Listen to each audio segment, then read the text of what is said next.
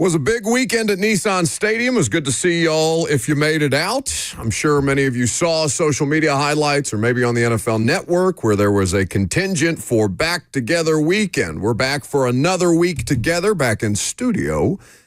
That is, we will be out on the field tomorrow and Wednesday. Cosell is in town. He got in last night. He will basically be co-hosting the show Tuesday and Wednesday. So we're looking forward to that. If you do have questions or observations from the Nissan Stadium practice, 615-737-1045 is the number. The F&M Bank chat also available to you as well. Robert, Lucas, and me with you until 1 o'clock. Good morning, boys. Good morning. It was nice and hot out there on Saturday. It wasn't as bad as I thought it was. I think it's hotter in the stands at Nissan than it is in the field. Like, I think it's just because those seats are so close together and you're, like, scrunched up sitting in there, and I'm sure that there is a breeze at least going through the stadium the way that we got a little bit on the field. But it wasn't as bad as I thought it was going to be. Like, I was really mentally prepared for it being a hellscape out there, and we got away with what it felt like. Shout out to the Titans fans that showed up. I thought they made some noise in some of the third down periods when they were working on silent count, asking fans to get up. It was a good time. Yeah, and there's a lot of training camp overreactions. It's the first week for everybody, so you try not to veer to extremes one way or the other.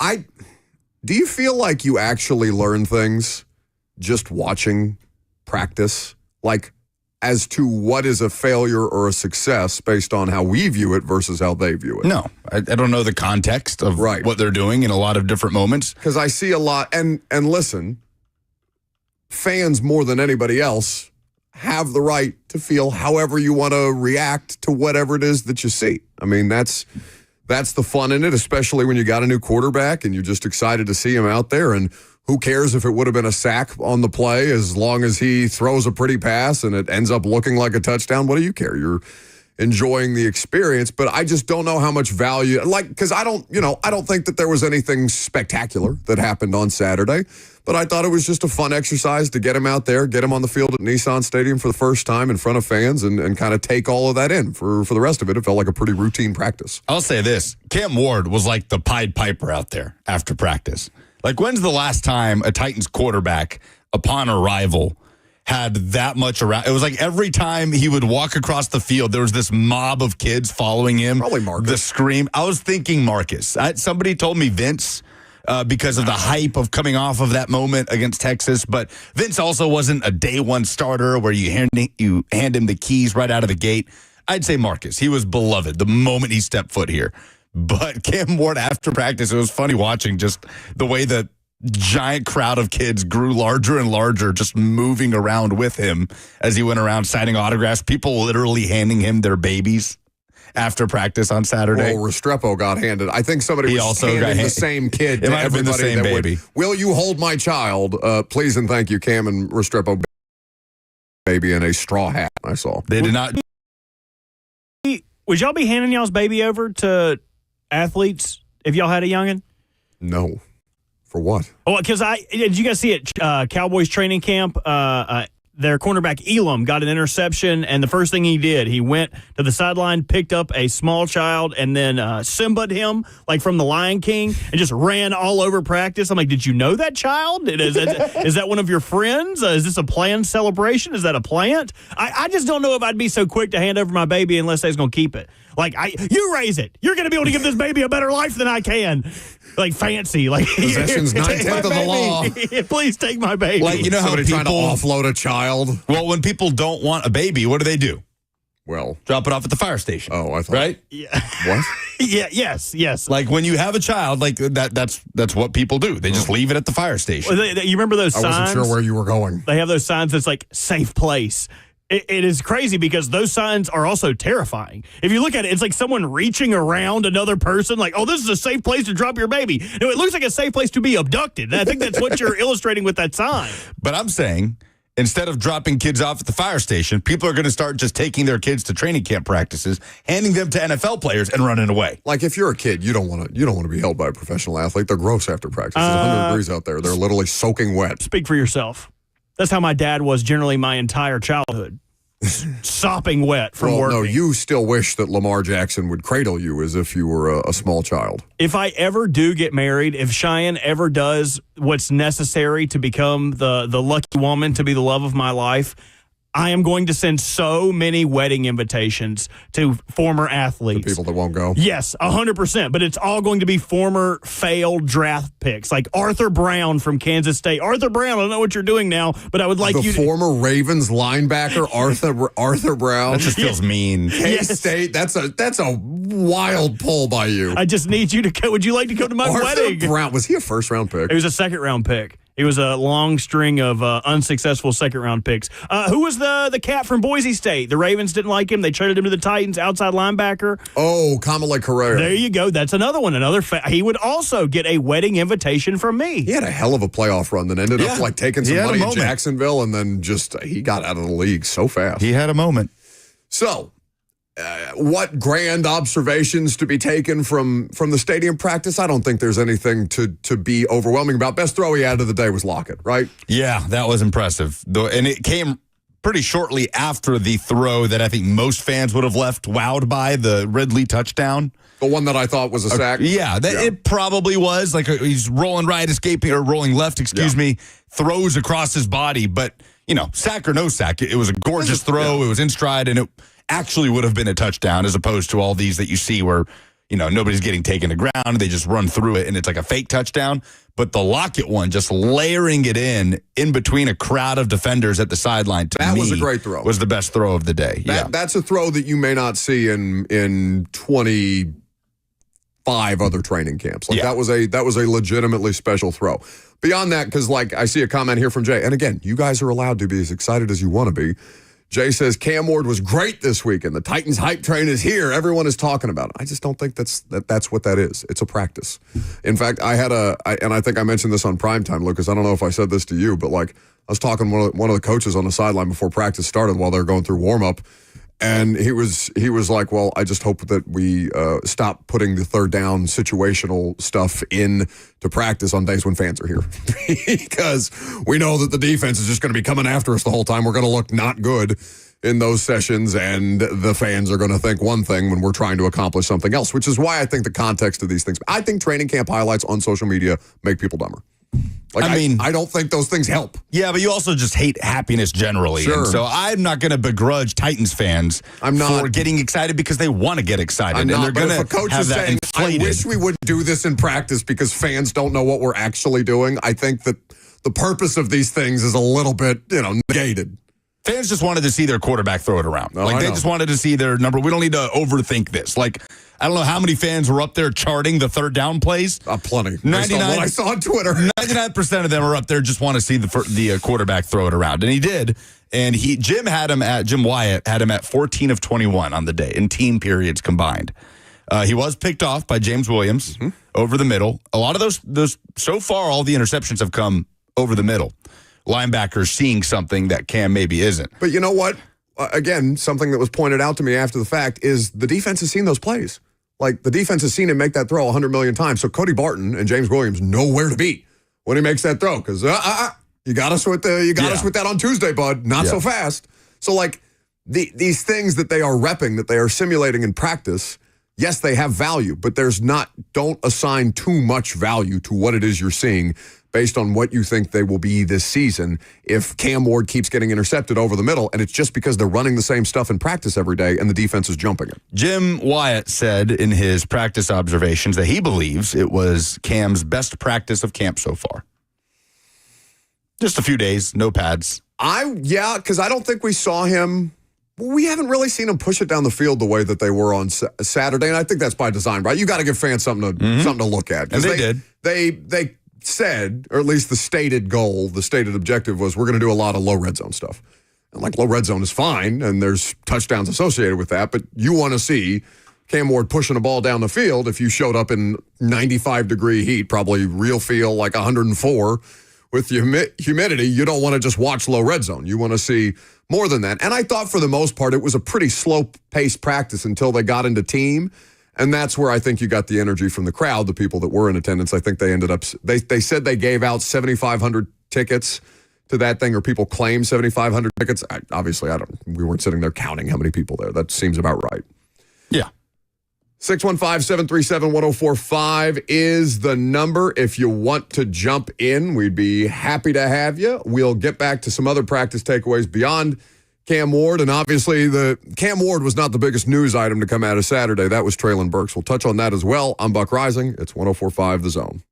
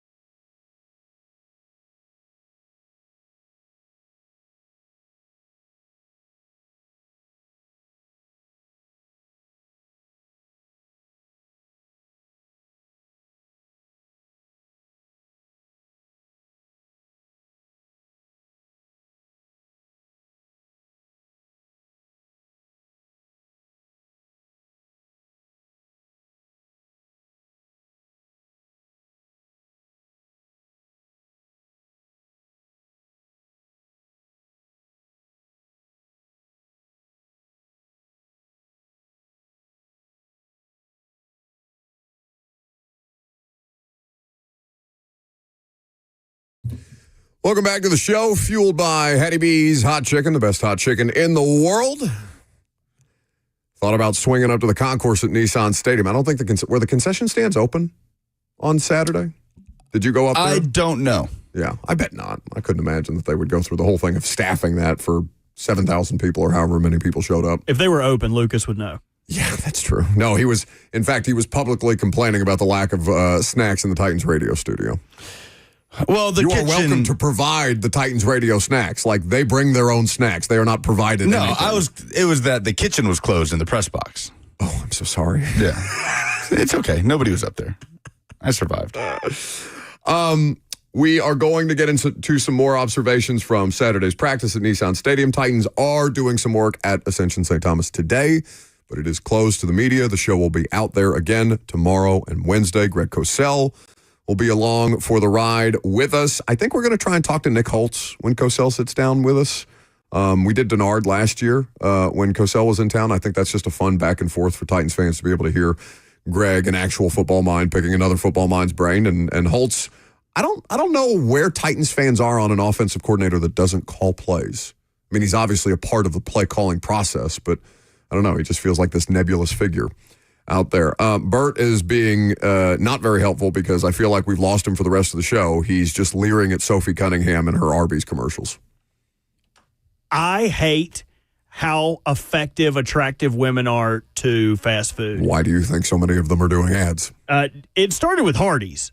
And when Hardee's brought Paris Hilton, and they brought in a bunch of other people. Women. I think that was the year I hit puberty. It was a transformative moment in my life. That was the year that I hit 200 pounds because of all of these effective ads. Well, now it's going to be Arby's because Sophie Cunningham wearing a shirt that says "I love the meat." Now I'm going to have to get one of those shirts, and I'm going to have to get a beef and cheddar after the show. I love Arby's anyway. I love Arby's. I don't need Sophie Cunningham to tell me to go to Arby's. I'll go to Arby's of my own volition. We were just talking about this during the break. I don't think I've ever eaten at an Arby's. Oh. God, if Hattie B's wasn't so close, I would say we could go to Arby's, but I feel like we would be cheating on them. You know, they always say you don't, I almost cussed right on the show. You don't bleep up. You don't bleep down, you bleep up. We can't bleep down with Arby's for lunch when Hattie B's is our sugar mama. It would be cheating a little bit there. So the real Mike Jones, who? Mike Jones. Okay. Says the concession stands were open and that they were charging $20 for nachos and a Coke. So that seems a bit excessive for those. I guess they got to, the prices don't come down even though the fan attendance is minimal in those situations. So I guess there were concessions that were being provided for people. Anyway, more practice observations here in a second, but I think it'd be fun to do this exercise on the air. Nick Suss at the Tennessean, who does a great job covering the team for them, put out a 15-question survey for Titans fans about the state of the team and the general fan experience. And I think it would be fun if I read the questions and Lucas and Robert answered them on air. Now, Lucas hasn't been to a Titans game as a fan since COVID year. Like, I look forward to not being of any use in this exercise. Well, you still understand what it's like to be a fan going to a game. Like, you still go to Tennessee games. You still go to games. Sure. You still understand what you want out of it. I don't go to games as a fan because I would not enjoy the experience. It's not as fun for me because, I don't know, I've got a better vantage point when I work and I don't have to pay $20 for nachos and a Coke or whatever. So, like, the fan experience for me is not a fun one anymore. So, 15 questions, and at Nick Suss is where you can find this survey if you want to take it for yourself. The first question, I believe the Titans are ... and there are 5 options here. In a good place, trending in the right direction, middle of the road, trending in the wrong direction, in a bad place. Survey says trending in the right direction. Based on the way that they're trying to build out this roster and what I believe they have in Cam Ward. That I don't know yet, but I believe they have in Cam Ward. So you're basing that, and that's your answer, and that's fine, but you're basing that off something that you don't know, but you think you know. Mm-hmm. Okay, I think that's fine. Robert? This is also for fans too, sure. Right? So I mean, like, your perception of the team isn't necessarily reality. I'm going to pick apart this more than the average fan would. Right. Yeah. I would also, if I'm a fan, I would say trending in the right direction. Okay, So we'll select trending in the right direction. Oh, we're really filling this out. Hell I'm yeah. literally doing it on my phone as we speak. I believe Brian Callahan is already a good/great coach, on pace to be a good/great coach, on pace to be an average coach, already an average coach, a bad coach and always will be, which seems a bit extreme. I would like some middle ground between already an average coach, because he's not. He was the worst coach in football last year. Well, in there, on his way to be an average coach, wasn't that a... On pace to be an average coach or on pace to be a good/great coach? Oh, man. I would say on pace to be an average coach. Like, he's had one season. Last year wasn't that great. Like, if he has an average season this year. But I think this is a hard one to again. I'm not going to answer these because this is not for me. This is, to me, a near impossible one to answer. I think this would be the one that I would not agonize over, but that I would spend more time over, because I don't think any of those options. Yeah, I agree. I TBD. Yeah, no idea. Like, I think there was none of the above. There was little to no evidence to back up going with any of those answers to me last year. All right, so maybe if it was phrased progressing to be an average coach, not on his way. So, like, on his way makes it seem like it's a guarantee that he's going to be an average coach. Like, but, I think if you're going to answer the Callahan thing that way, then I don't know that you can then you can answer the Titans are trending in the right direction. Like, again, I'm nitpicking this because that's what I do, but I am as uncertain about the Titans as I am about Brian Callahan. Uncertainty is fine. There's nothing certain about anything right now with the Tennessee Titans. But in the way that they are building out this roster, in terms of stripping it down to the studs in a way that they haven't in a long time, and the player that they're building it around, who we have seen with our own eyes, understanding it's college football and not the NFL, we've not seen Brian Callahan be a head coach, call plays at any level. We've seen Cam Ward every time he has elevated or been asked to take a new team to the next level. He's done that. Every time the challenge has gone up, the difficulty level has gone up, his performance has gone up to match it. So the natural progression for Cam Ward would feel like taking a step up to the NFL and doing in the NFL what he's done at every point in his career. Because you have no evidence to the contrary right now. Right. So you would just assume that he would at least be able to progress at a reasonable rate based on what you've seen. I would accept that answer more than I would. And the way that they are going about... I'm just going to skip the Callahan question because I wouldn't pick any of those five. Yeah, like Brian Callahan, I believe to be a smart man, a smart football mind who knows good quarterback play. I think he's a good football coach. I have no idea if he's a good head coach. Yeah. So I'm just going to hit next. I believe Mike Borgonzi and Chad Brinker. Interesting that the two are intertwined here, because I think Brinker should be on his own timeline, given that he's been associated with a lot of bad stuff before Mike Borgonzi got here. But Borgonzi technically answers to Brinker. Are a great pair in the front office, are on pace to be good/great at their jobs, might be good enough, but won't be difference makers, aren't a long-term solve in the front office, and are a disaster waiting to happen. Those are your five options. What were those first couple? Are a great pair in the front office, are on pace to be good/great at their jobs. To me, it's in that same category as what we were talking about with Callahan. I don't know. I don't have any evidence to go with any of those answers. I think Mike Borgonzi, I like Mike Borgonzi. Maybe we should not be doing this because none of us are Titans fans. Well, you're a Titans fan, but... Yes, but even as a Titans fan, like, I don't have certainty or evidence to back up submitting any one of those answers at this point.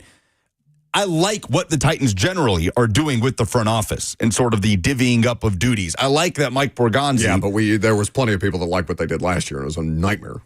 Right. And so I like that Mike Borgonzi, when he's sitting at a press conference, looks like all he wants to do in that moment is be working on his football team and not answering questions about his football team. He might be the most anonymous Titans GM that I've covered based on the fan lack of reaction. And I'm into that. Like, I genuinely believe that all Mike Borgonzi cares about is building a good football team, not schmoozing with people in the media, not what the social media looks like just football. I genuinely believe that, and I like that. And the resume is there, and the background is there for somebody that would naturally take that step to be a good NFL general manager. but there's no certainty to back up going with any of those answers. I have a hard time with that one as well. Like on pace for. What do you mean on pace for? Nothing's happened yet, right? Like you've built out the quarterback position, some other spots. Like you've done some things with the roster in these early stages of building a team for the long term, but it's hard for me at this point to say anything is on pace towards anything. Like, that's a conversation we could have at the end of the season. So my natural reaction to this question would be, aren't a long-term solve in the front office, because nothing is long-term here. They've turned it over. Like, if I'm going to go, like in the same way that you talk about Cam's progression has been incremental throughout the course of his collegiate career, and he's elevated at every level of his collegiate career. The Titans have done the opposite. They have been for 3 straight years in a blender of their own making. Nothing here has been, to this point, long-term. So if I'm going to look at Cam that way, then by that same logic, I would also apply it to the Titans organization and say, well, I don't believe anything is long-term here until such time as she shows me that she's capable of sticking to a plan. It's fair. Like, they have to show it at some point. I'm going to select aren't a long-term solve in the front office just because nobody's here for very long lately. This does feel different to me in terms of actually having a mind towards a long-term plan. A lot of things feel different in July every year. Well, I say that because in this blender, as you call it, at every point, it was very much a on-the-fly thing for the Titans, right? They didn't want any drop-off. They fired Mike Vrabel, brought in Brian Callahan going back. They fired John Robinson, brought in Rand Carthon because they thought they had the coach in Mike Vrabel. Let's just get Carthon in here and he can fix some of the personnel stuff and we'll keep going on this track. Except if you think you have the coach and the coach didn't want the GM, then you're already making a mistake out the gate. Yep, and then that doesn't work. And all right, let's fire the coach. We'll bring in a new coach. We'll spend a bunch of money and we've got a talented roster. So, all right, there shouldn't be too much drop-off. This is the first time publicly that they have acknowledged, no, we have to take a big step back here and look at this thing long term. What else are they going to do? They're going to try and oversell you? Oops, sorry. What's going on? Don't read it on air. What is this? You have to read it. What's going on? It's us. No, it's just what's the title? Playing. What is the title? Ew. Well, you didn't give me one. Cam Ward shines in stadium practice. Well, it has his name. One good throw. He had 2. He had a few. Okay. I asked for one. So, like, you didn't give me anything. That's such regardless a circle jerk title. Of the circumstances, that is a fact. Like, in this turbulent time of the Titans, at no point have they had the messaging that they have this offseason. This offseason feels much more to me, as opposed to the previous ones, as a take a step back. Okay, we need a total reset here. And we saw that in almost every facet of the organization, right? Changes at almost every level of the organization, including the front office staff with Reggie McKenzie in there and Ziegler. And so the path forward to me does feel like it has a different intent than it did before, where it was just, okay, let's fire this guy, bring in this guy. All right, now keep it going until you finally realize, okay, clearly this needs an entire reset, rebuild. Yeah, but who realized that? And that's, these questions are about, do you trust Amy to do these things correctly and give these things enough time to grow? Like, at the end of the day, at least that's what I'm boiling it down to. Now, the next one is about Cam. I just picked not long-term because until such time as something looks long-term here, I don't think we can operate under that assumption. I believe Cam Ward, options are, there's 4, is a slam dunk future superstar quarterback, will be good, will be an average NFL starter, will be a bust. I believe he will be good. I don't know. I'm not going to say he's a slam dunk superstar. That's impossible. I don't think he's a bust. I do believe Cam Ward will be a good quarterback. Robert? It's so tough. I don't know. We never seen the dude play. Like, I think as much good as there has been, there has also been picks he's thrown. So, I wouldn't be able to make an indication this early. I would say that he would be an average quarterback. Again, and it's not about what you know, this survey, right? It's about what you believe. Yeah. Right? Like, when the Titans drafted Will Levis, I did not believe he would be good. And then he showed some things in his rookie year, and I said, okay, I could see this, and then it cratered. Upon drafting Cam Ward and seeing what we've seen and hearing what we've heard, I believe he will be good. I'm just going to answer, like, Robert, I'm with you. There's not enough information for me to have a feeling about it, but again, this is not for me. This is for Titans fans, but if I'm going to answer it, I would say the percentages would probably bear out he'll be an average starter. Where 46, a little north of 45% of first-round quarterbacks drafted by the team or that play for the team that drafted them don't even win a playoff game. but they can be average NFL starters. And he may be good at points in his career. He may be good the entirety of his career. I have no idea. But if I'm just going to go based off what is out there for us to like quantifiable evidence of quarterback success rate, first-round quarterback success rate, I mean, if he doesn't win a playoff game for this organization, then he's not going to be considered a success, but he can still go on to be Jimmy Garoppolo and have an average NFL career. And Garoppolo is just an example that came to mind. There's other quarterbacks that you could bring up. So I'm just going to say we'll be an average NFL starter.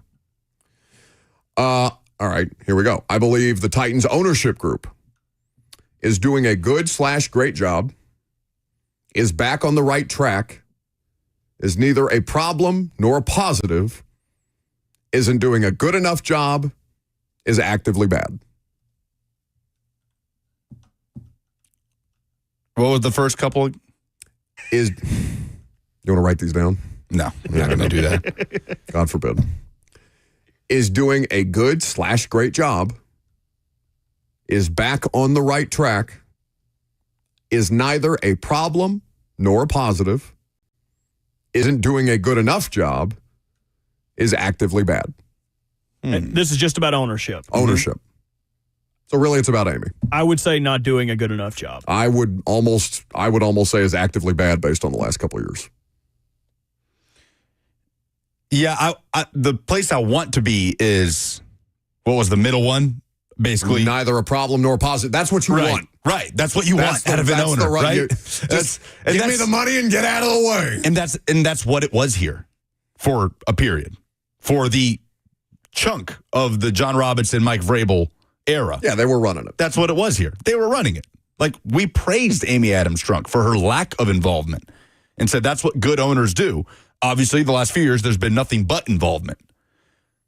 I believe that they are looking with a long-term picture as opposed to before, but the past history has me leaning with you guys for now, for sure. Like, that is what they have to show more than anything, to me, is that they will actually practice the patience over panic. Right. Like that they preach. If they end up losing to Mike Vrabel this year, is Amy going to throw a hissy fit and fire Brian Callahan? I'll tell you, there's enough people in that building that think that's real.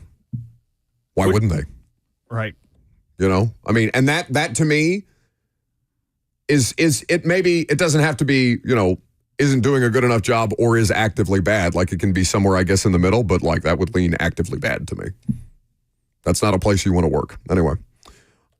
As a Titans fan, I think, quote, good enough means the Titans win the Super Bowl, the Titans make the Super Bowl, the Titans are a perennial playoff team, the Titans are in the playoffs more than half the time, the Titans are always hovering around 500. So what is good enough for a fan? Yeah, if you are a fan and you hear the Titans are good enough, what does that mean to you? I think in the playoffs more than half the time for most fans, like if you're giving yourself a chance. And like what is the time frame here? Like over the next 10 years? It doesn't give a time frame. Indefinitely? Like right now, if the Titans are good enough this year, what does that mean to you? Let's make it about this year. If they're good enough. Well, then we're talking win totals, right? Yeah, but the always hovering around 500 would indicate over a period of time. I just think in general, like if you're talking about the state of the Tennessee Titans organization, where at periods they have had success, but for the most part, they haven't been regarded as a good NFL organization. They've had periods of time where they are viewed as successful. I mean, hell, in that 2019 to 2021 window, I mean, I would have put them ahead of the Bengals in terms of how people talk about them and the way that they were competing. Now the Bengals have obviously usurped them. And if somebody's got it, and as these things cycle through, like, all right, Titans fall out, Bengals jump up. They've not been, since starting the Titans era, the Tennessee Titans have not been a bad NFL organization the way the Jets have been, the way the Lions were for most of that time, the way the Browns have been. I just think, one, there's more Jets fans. There's two, a longer history of bad Jets football. So you would associate, like, the moments are so fleeting for Jets fans in a history of the Super Bowl that they won was a single-digit Super Bowl. It's like Super Bowl III. Strictly from wins and results on the field, what the Titans have been since getting here in the late 90s is average with spikes. Average with spikes. With spikes of contention. How I like Is my that good enough? porcupine. Huh? How I like my porcupines. That would not be good enough for me. If you're asking me as a fan, you are a fan of a Super Bowl winning but organization. even if I was a flat fan, I wish there was a option on there that wasn't perennially playoffs, but rather contender. I just want my team. Perennial playoff means the Steelers, but the Steelers don't win in the playoffs. Right. And maybe that's what I would select in lieu of the contender option. But, I want my team to be good enough to contend with other good teams. I am not the average fan. I don't need my team to win a Super Bowl. I understand how rare and hard it is to build a team to do that. Also, you have two. Well, also, they have fell flat on their face the last 5 years, and I'm still cool with it. I'm not bombarding them, telling them to fire John Harbaugh or go get someone else to be a GM. Yeah. I'm not someone who's saying, oh, they should have won 4 Super Bowls. Yeah. I am okay with them not winning a Super Bowl if it means that they are a contender. So I would put perennially playoff. The Steelers are good enough, and it's not good enough for Steelers fans. Mm-hmm. And you talked about a long history, though, similar to the Jets. They have a long history of success. Yes. So, they say, oh, we have the most Super Bowl rings in the NFL. We should be getting more of these. We should be someone who is thought of higher than this. I think that's why their expectations are out of whack, because they make the playoffs or they have a positive record, and they don't even win a playoff game. Last playoff game they won was when? 2016? 2017? That's why they're upset. They go to the playoffs and then they have no success. I would be genuinely fascinated to know how a group of 100 Titans fans would answer this question, because I do get after some of them on the internet because I think they simp for bad organizational decisions a lot, and that drives me insane because have higher standards. But I don't know what a sample size of 100 Titans fans, how they would honestly answer this question. I mean, to Robert's point, with the Ravens, Ravens fans that I'm sure that are out there saying that they should fire John Harbaugh and move on from him or Eric DeCosta because they haven't won the Super Bowl in this window, it's absurd. It's ridiculous. And it doesn't happen. You can't name a coach that's been fired for the sole reason of he couldn't win the Super Bowl. You can't name one. I guess I can't. You can't. You can name a coach that was fired that didn't win a Super Bowl, but there's a hell of a lot more reasons for why he was hired. Not in the NFL, but Tibbs. Tibbs with the Knicks. Oh, well, you got to the Eastern Conference Finals. That's the closest thing. And we were trying to make that NFL comparison to Tibbs, and we were having a hard time. Yeah. We're Dungy with Eagles, the Bucs. Jags coach. Doug Peterson. Yeah, but they have 4 wins in his last season? Yeah, but it was 1 year removed from winning a Super Bowl. Yeah, but Carson Wentz got involved. Yeah, but that wasn't, you didn't fire somebody because he couldn't get over the hump of winning the Super Bowl, right?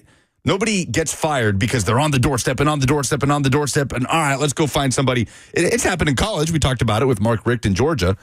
But if the Bills fire Sean McDermott, let's say the Bills have a similar season, they're out in the divisional round or AFC Championship, and they fire McDermott, then that will be the first time in my lifetime that you can legitimately say a coach got fired because he just couldn't win the big one. If that happens to him because they just keep running into the Mahomes wall, or if it happens to Zach Taylor. We feel the same about Zach Taylor. I know the Bills are making it further into the postseason than the Bengals are on a regular basis. Bengals haven't been in the playoffs for 2 years. Yeah, Zach Taylor right now, it's about more than not just winning the Super Bowl. It's about wasting right now what you have in an elite quarterback. Why don't we finish the rest of the survey later in the show, because I do want to get to Traylon Burks. And I do think these are interesting questions. If you want to chime in, you can do so, 615-737-1045. But where of can course, they find this survey at if they would like to take it? At Nick Suss on Twitter. Nick Suss, who covers the Titans for the Tennessean, has put out this survey. It's for Titans fans first and foremost. I thought it'd be an interesting exercise for the three of us to do it on the air, and we ended up having a much deeper conversation than I think we realized we were going to have. I thought it was going to be like stadium experience and stuff like that. Anyway, Traylon Burks. He's not done for the season, but should he be? I'm Buck Rising. It's 104.5 The Zone.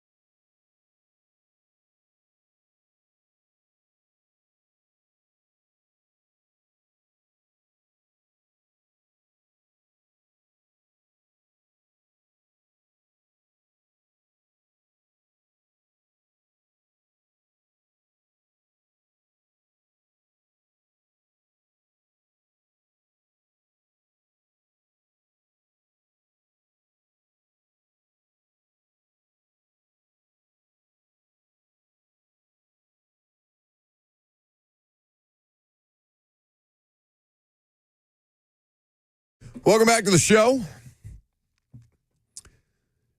Fueled by Hattie B's Hot Chicken, the best hot chicken in the world. Paramore always puts me in a good mood, but coming back to talk about Traylon Burks, vibe a little different. Fractured collarbone on Saturday at the Nissan Stadium practice. Were you on that sideline?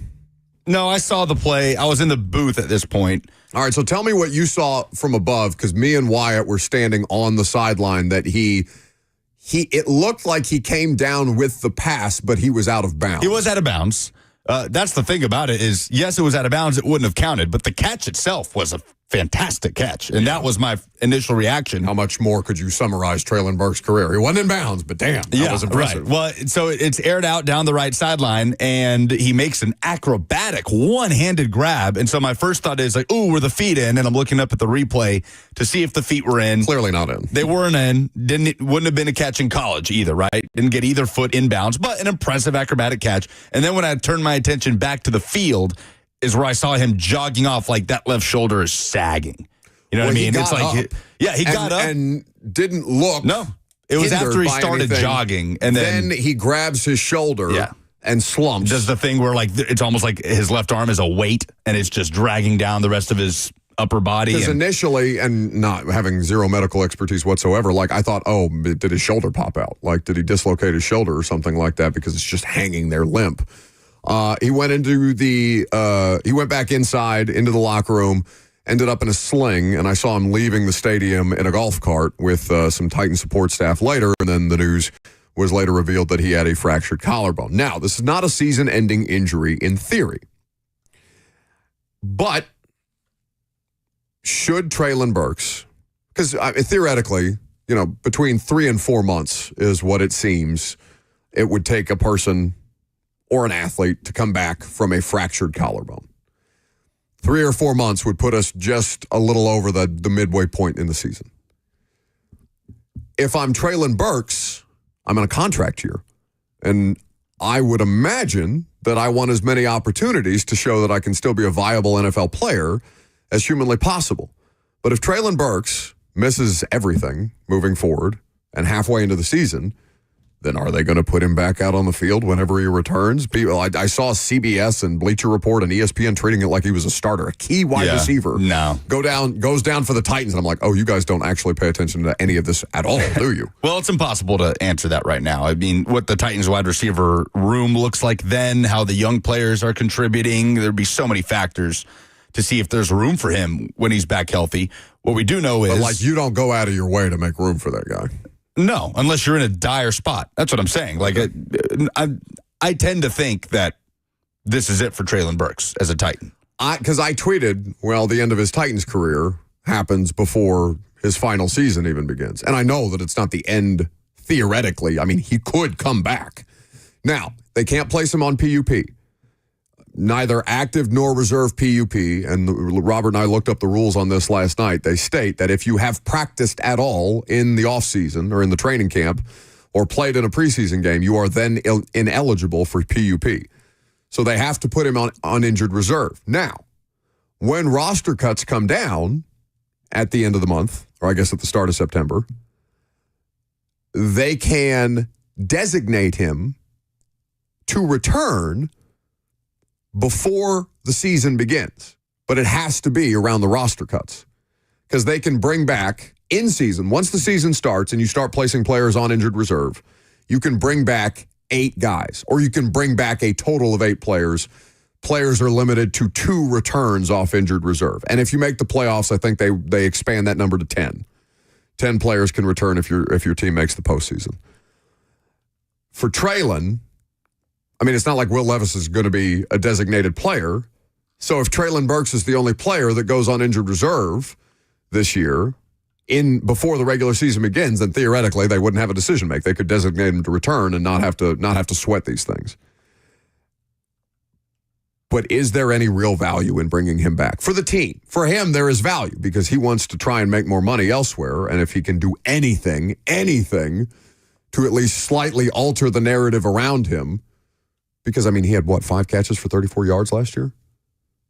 Yeah. He was less than 50 total receiving yards. He only has 1 career touch. Well, He has 2 career touchdowns. He has 1 career receiving touchdown.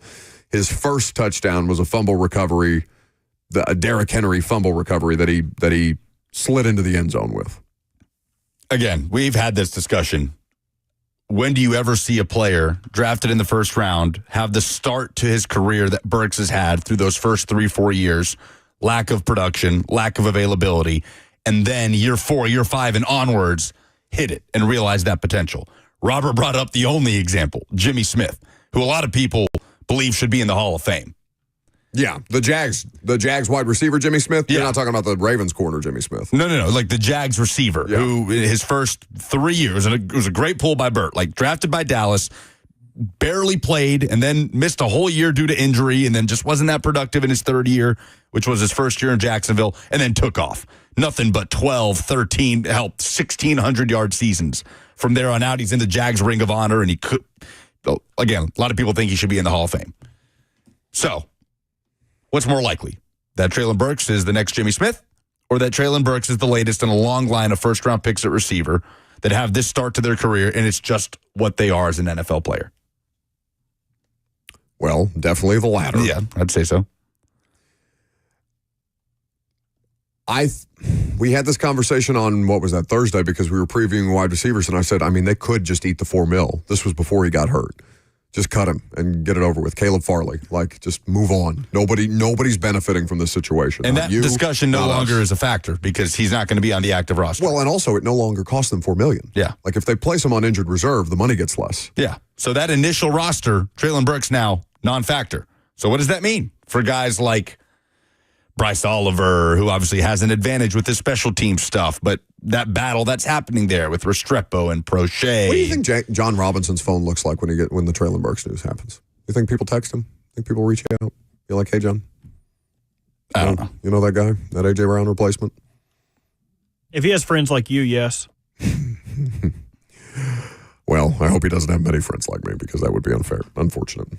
But still, it comes up every time. Now, at least for Traylon, I almost view it through a similar prism as Levis. Just let him get away from all this. Just put him on ice for the foreseeable future. Let him get some time away, and put him out of sight, out of mind. Let the rest of this be out of sight, out of mind. Except it's different for Levis than it is for Traylon Burks because Traylon Burks is in a contract here, and Levis is still 2 years left on team control or with team control. 615-737-1045. Lucas is pissed because people are ripping the Happy Gilmore movie. We'll talk about it next.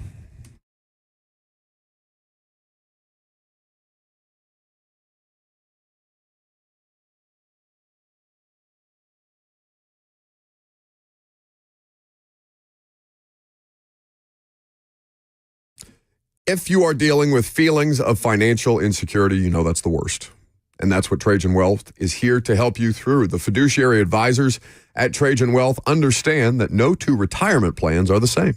They offer guidance on a variety of financial objectives, including ways to earn higher potential returns and tax concerns. And if you're interested in wealth management that's designed to protect, maintain, and expand your financial portfolio, Trajan Wealth understands the importance of tactical investments and tailored insights for growth in line with your risk tolerance. Financial independence is just what we're all striving for, and that's something that Trajan Wealth can help you accomplish with a plan specific to you. You can visit them at 2 of their locations or at either of their locations, Brentwood or Franklin. Call them 615-270-5000. That's 615-270-5000. Or visit them online at TrajanWealth.com. Advisory services offered through Trajan Wealth, LLC, an SEC-registered investment advisor. This is a paid advertisement.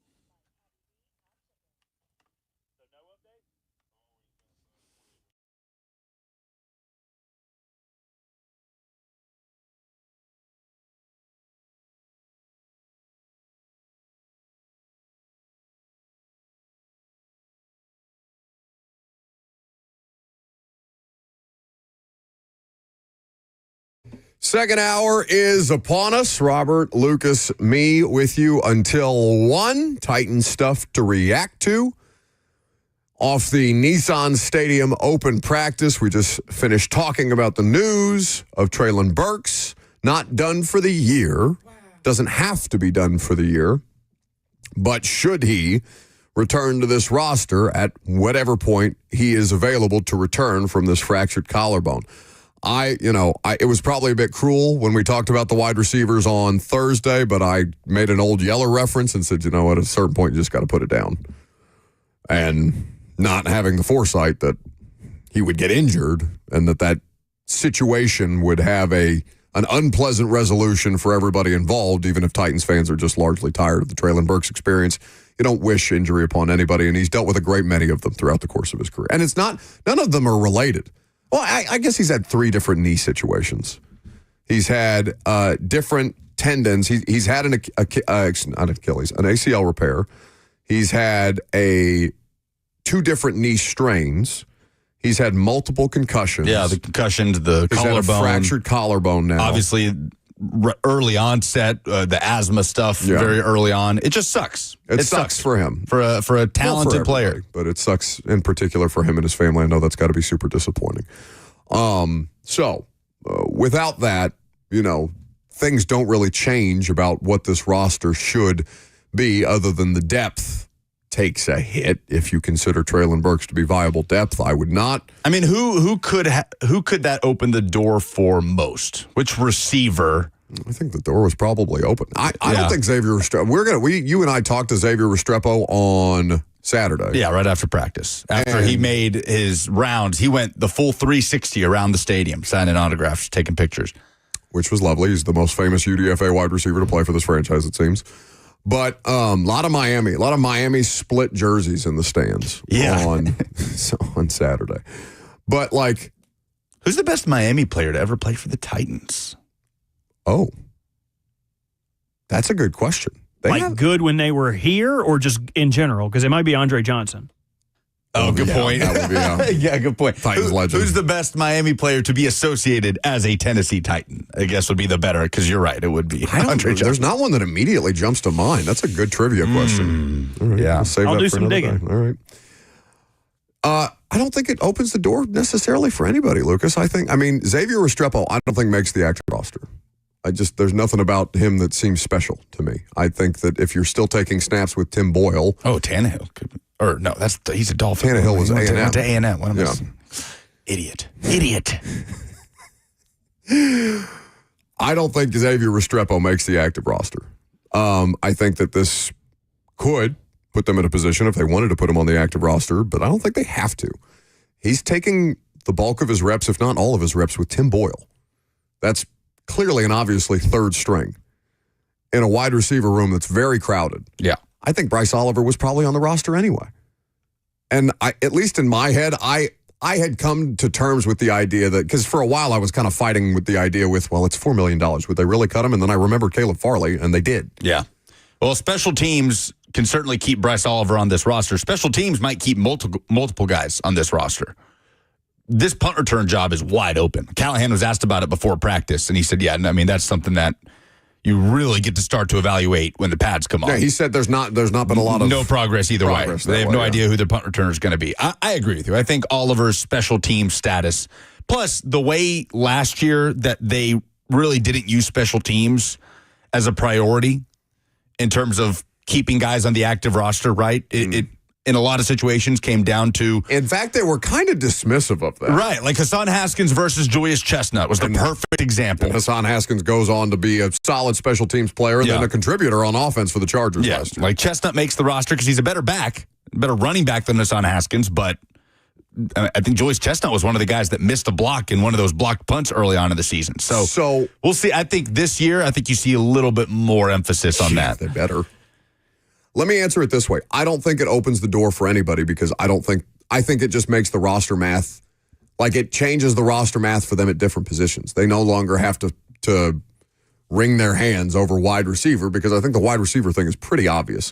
Maybe Tyler Lockett and Van Jefferson end up on the roster. I didn't think that they both have to, by any stretch of the imagination. But now, okay, there's no Burks. We need depth of some kind. And there's a world in which, I'm blanking on his name. I just said Van Jefferson. There's a world in which Van Jefferson is a week 1 starter for this team. Now, that would obviously not be a world that you want to exist in for very long, respectfully to Van Jefferson. He had a few catches on Saturday. He popped up a few times. Well, I mean, they don't, somebody has to catch these passes, right? It's like the NWI of it all. Is he actually good, or does just somebody have to be out there for a professional football team? Yeah. Again, which is why I've been fairly confident that he'll be on this roster from day one. Van Jefferson.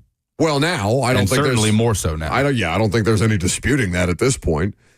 But I think it can change the roster math in other places. Corner. What are we doing with corner? What's their circumstance at off-ball linebacker? They got a lot of different names there and no clear path. I mean, James Williams looks like, at least in the early going, they're going to give him as many opportunities because he's big and he's fast and he's athletic, and if you can turn those things into skill as opposed to just traits, then you like the idea of a 7th-round pick giving you meaningful snaps that way. But I think it would alter how they view other positions on the roster, as opposed to, I think it just made their life a little easier, respectfully to Traylon, with the wide receiver math. You want to talk about Happy Gilmore? So the two of you saw it? Yes. Now, I want to know, because you say you've heard negative reviews. Yes. Almost everybody I've spoken to greatly enjoyed it, like I did. I loved it. I had a great time watching it. So are you doing a thing where you hear two people say one thing and then you say, well, the whole world is saying that we the got movie calls sucked? on Fox about it on Saturday. Okay. Yeah, no, Twitter has been doing nothing but, I mean, your hero, Josh Pate, said that it was a bad movie.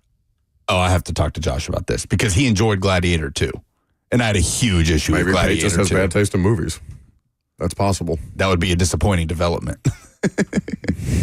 But overall, I think the movie accomplished what it set out to do. Like, it wasn't supposed to be some kind of blockbuster, getting a bunch of awards. Which Gladiator 2 felt like it was supposed Gladiator to be. 2 was absolutely an award, like trying to do something. Well, because it came after Top Gun, the Top Gun sequel, which was incredible. Fantastic. I actually watched the Top Gun. I don't watch movies very often, but I watched the Top Gun sequel. It was good. So I think people's expectations were out of whack for Gladiator because it's like Top Gun was incredible. I wouldn't disagree with you. I hear you on that. I would probably that might be the first sequel of all time, the non-planned sequel that outdid the original. We also didn't grow up in the 80s and don't have that like nostalgia. Yeah, I didn't play a lot thing of about it too. beach volleyball with attractive women, but I can infer. There's a bar in town that has a beach volleyball court. There's one near me too called the Rusty Nail. Ooh. So what was that? Sounds like a bar of like SpongeBob. It's not real.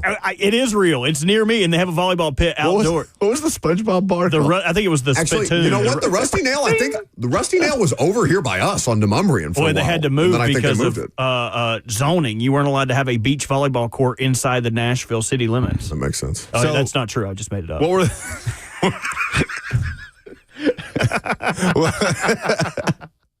what were the negative reviews you heard about Happy Gilmore 2? You But it said just- you it said just Jason wasn't- Fitz didn't like it. Fitzy didn't like it. Why? What did he not Fitzy like? also said that Titans fans deserve Traylon Burks because he was very spiteful about that, and I vehemently disagree that anybody would deserve a situation like that. But What did he say about Happy Gilmore? he thought the cameos were gratuitous. I think TMZ counted 74 There's so different many. there are cameos. so many. So 74 different cameos. Didn't like the callbacks to some of the original Happy Gilmore lines. Like felt like they were forced. A couple were. Yeah, that's And fair criticism. Fitzy is, and I haven't seen it, so I don't have my own criticism here. I'm just relaying what the callers on Fox were saying this weekend and what Fitzy was telling me about his experience. He just didn't find it particularly funny. Now, you have to know what this is going in. You cannot have expectations that this is going to be some kind of theatrical masterpiece. Yeah. You cannot, I don't even think that you should have, I think you have to treat them as two separate movies with a lot of the same people. I think you hurt yourself. The worst thing that Gladiator 2 did was what? Expectations. Use the title Gladiator. Right. Don't attach that to the first movie. Get it? Those are two different movies. They tried to set it up like it was going to be this big Oscar-nominated film, and it wasn't. It was just a giant gratuitous nod to the original. Tyler nails this on the F&M Bank chat. He says, Happy Gilmore 2 was a straight-to-streaming sequel to an already goofy comedy movie. If you went in expecting some Hollywood blockbuster, it's on you. It accomplished its job perfectly. I could not agree more. I was smiling ear to ear from start to finish. tons of cameos. I thought they were all pretty well executed. Like, hat tip to the golfers that appeared in this. Scotty Scheffler and Jordan Spieth. I mean, you name them. Ricky Fowler and Brooks Koepka. Any famous golfer, current or former. Jack Nicklaus is in it that you can name. Nick Faldo. I thought they were good. I thought they delivered. Travis Kelce was good. Bad Bunny almost stole the show for me. I thought he was hilarious as Happy's caddy in the movie. And I loved it. I thought it was funny and goofy, and it kind of hit on some nostalgic notes from the first one and a few gratuitous kind of forced lines that called back to the first one. But, like, I didn't want it to end. I thought it was so good. I don't think, I think the majority of people, 2 hours is too much for a movie like that. It wasn't. It was short of 2 hours. It was over an hour and a half, which is the comedy standard. Yeah. The comedy movie should be an hour and a half, but I didn't find it gratuitously long. Like, they made it long because they tried to shove so many cameos in there, and they wanted, like, Scotty Scheffler going to look around and be like, what, I couldn't make the cut? Yeah, they're not going to cut any of these celebrity Eminem. cameos. You're going to cut Eminem's scene? No, Scotty he had an was incredible scene. Scotty was good, by the way, and Eminem did too. Yeah. Everyone's poo-pooing this, though, like flatly talking about this. Oh, this is terrible. Like it's Hubie Halloween, or it's Jack and Jill, or The Cobbler. Or that movie, that Will Ferrell, John C. Reilly movie, those the are all Sherlock. Sandler movies? Yes. I've never heard of any of those. So Jack and Jill, he plays like a Norbit situation Terrible where he movie. plays him and his sister. He plays Al Pacino is in that movie. yes, which I think ended it. Like he said Like that was like the retired worst. Al Pacino? That was the worst movie he's ever been a part of. Okay, how about this? There are only a handful of Adam Sandler movies that I actually like. And that's the show. Congratulations to everyone who had to hear that. May God have mercy on your soul. You're all dumber for having to But listen like to it. Click, you and I, the three of us were talking about Click a couple of weeks ago for reasons that were beyond Good movie. Exceptional, even. Could live movie. the rest of my life without experiencing Click. That's a good movie. But like, Underrated movie. There's other things you could go your whole life without experiencing too, like the touch of a child. yeah, that would be preferable. I just like 8 Crazy Nights, Happy Gilmore, Billy Madison. I'm probably good. Like, I don't need any other Sandler movies. What's after Nicky? that. What's Getting the Flash? Oh, Little Nicky. Yeah, Little Nicky. Got to include that. This was not supposed to be a Buck Bad Take segment. This was supposed to be a Happy No, Gilmore but my 2 point segment. is, like, I'm okay with not seeing Happy Gilmore 2 because, like, I don't find a lot of them funny. Uncut Gems, add that to your list. I never saw Uncut Gems. Oh, well, you are Never saw missing out. You didn't like Zohan? Didn't see that one either. Oh, Zohan was also Zohan probably underrated. falls underneath the bar, but it was I very liked good. it a lot. You know what? A good movie he came out with during his Netflix era. Have you guys seen Murder Mystery with Jennifer Aniston? Yeah, it was good. Incredible original Adam Sandler movie. Like that is the first one. You know what? I take it back for Big Daddy. Big Daddy's an Big excellent Daddy's film. great. Did you watch 50 First Dates? Oh, incredible movie. Good like movie. that. Good movie. Like those, the vast majority. English. Longest Yard. Longest. Oh man, No, yeah. Longest Yard, no. You are. This is so bad by Longest you. Yard was not that good. Like these Hustle was good too. These are there's all just so movies. many. No. You guys are now dragging it down. He's got good movies. Chuck and Larry. You are Chuck and Larry is a expanding. great movie. Well, the two of you thought about getting married for tax purposes. Don't think I didn't notice that before. We're still I would having still do it. discussion. Contemplate. I would Well, still do it. if you and Megan drag this any long, I don't know who's dragging their feet more. You with a 2-year engagement, or you who won't propose. The Wedding Singer. Oh, God. Buck said he has 2 good movies. And we just Mr. Deeds. rattled I said off. 4. I said Mr. 4. Deeds. We just named like 8. But the thing with those also too, it's like just shut up and laugh for 2 hours. You know, And I won't. it's like Like that. And that's, Famously. I won't. Like I when just. people try to walk those things, try to pick them apart. Just shut up and laugh. No, if you can't get me in the first 40 minutes, 30 to 45 minutes, like I'm out. I don't care about like this Zohan movie. I'm sure it would just be fine if it was on in the background and I wasn't actually paying attention to it. I don't know. He's a hairdresser who's just banging a bunch of old ladies. It's pretty good. Zohan is a good Sandler It's pretty movie. good. It's very funny. Great. Is it John Torturo, the villain? Tortura. Yeah, he's fantastic. Rob have no Schneider, clue if I said that fantastic. But like, do I need to watch Happy Gilmore 2? Yes. I don't think so. I think you should. For the memes. For the memes? Yes. Just so I'm up on internet culture? Yes, I love the way you did your eyebrow when you said that. Oh, for the memes, I'm Sean Connery meme version. So why if my eyebrows are moving, it means I'm due for Botox. You got to go to break. 615-737-1045 is the number. If you want to jump in, NFL headlines are next.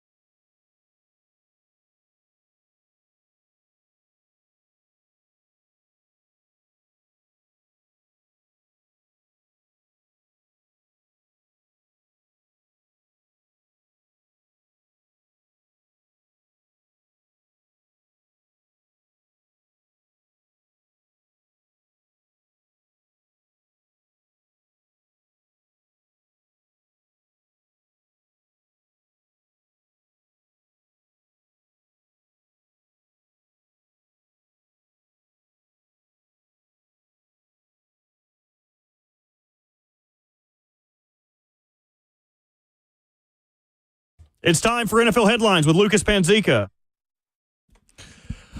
The long, drawn-out charade between Shamar Stewart and the organization that drafted him in the first round, the Cincinnati Bengals, is finally over. He has signed his rookie deal with Cincinnati as a first-round pick, and he says, quote, that there's no bad blood between he and the Bengals. I add parenthetically, until he's due for his next contract. Yeah, nobody believes that. He said there was never me versus anybody. We just didn't see eye to eye at this point, at that point. At the end of the day, I'm happy to be a Bengal. I'm happy that I got drafted here. We have a long relationship ahead of us. There's no bad blood. It's just how things go sometimes. This is what you say when they pay you. And they did. Fully guaranteed deal. They had no choice, I think, because the leverage was his. I mean, it would involve him sitting out a football season and then re-entering the draft process, and that would come with questions. And God forbid, if he got hurt training on his own, like how that could impact him. Like they're probably wouldn't be a first-round pick again. Probably would not be a first-round pick again. He was a fringe first-round guy anyway. Developmental pass rusher. Based on the discussion in this draft process, ended up being a top 20 pick. What was he, 18? 17. 17, yeah. Right after the Cardinals. Because they took Walter Nolan, and Bengals fans were pissed. Pissed about it. Yeah, I just think that Shamar Stewart played this correctly. And I heard some level of, I listen to Bussin' from time to time. I can't listen to the full episodes. They're like 3 hours long. Raw Room the same. Like, I love both of you, but it's too much. And I like hearing them talk about these kind of things because those are podcasts hosted by former athletes, some of whom I've covered, and it gives you good context on how the locker room talks about it. It's kind of like Nate Washington coming on here and talking about Levis, right? He had a different perspective than I did because Nate is focused first and foremost on what message do you send to your teammates, not did you handle your self-preservation correctly. I think that the Bengals are different, though. Based on what you hear about that organization, like, I bet the locker room is probably on Shamar Stewart's side. I don't think anybody's going to begrudge him this, especially with the Dre Hendrickson thing ongoing. Yeah. No, for sure. The negative spotlight was on the Bengals in this situation. Which in the beginning, I think even we were saying, like, oh, what are you doing, dude? In the early stages, because he wasn't out there at minicamp, but we didn't know the full situation. And clearly the Bengals were trying to pull something that they hadn't done with recent first-round picks. And seems like they've caved. Fully guaranteed deal for the first-rounder. That's finally over. And now Bengals fans' attention certainly will turn to the Trey Hendrickson situation. And we'll see if that finds a resolution before week one. Did you... I don't know. Is Dallas on your list of headlines? I do have a Dallas headline on this list. Is it Stephen Jones? Nope. Okay. What's Stephen Jones do? Stephen Jones. Well, we're talking about Dallas. Jake Ferguson signed a new deal, just kind of quietly. Tight end. Yeah, the tight end as they... Obviously, all the attention's on the Micah Parsons situation. I think more famous for being married to one of the Cavender or engaged to one of the Cavender twins. I did not know that. So maybe not. He agreed to a 4-year, $52 million extension. Okay. That's going to be a fun honeymoon for them. Anyway, $30 million total guarantee. Stephen Jones said of Micah Parsons, he has to want to be paid. And it's one of the dumbest things I've ever heard in my life. But it also feels like what what's her name? Is it Catherine Jones? The person that was speaking on behalf of the Bengals about Trey Hendrickson's situation at owner meetings? I can't remember the executive's name for the Bengals that was speaking on it. And I thought the comments were ridiculous. But yeah, I mean, the hubris of the people negotiating these deals saying, no, he has to want to be paid in order for us to pay him. Bleep off. So stupid. Anyway. Yeah. Cowboys are not on here beyond that. In the AFC South, Texans running back Joe Mixon was placed on the non-football injury list back on July 23rd, and it was reported over the weekend that he will miss an extended period of time dealing with a foot injury.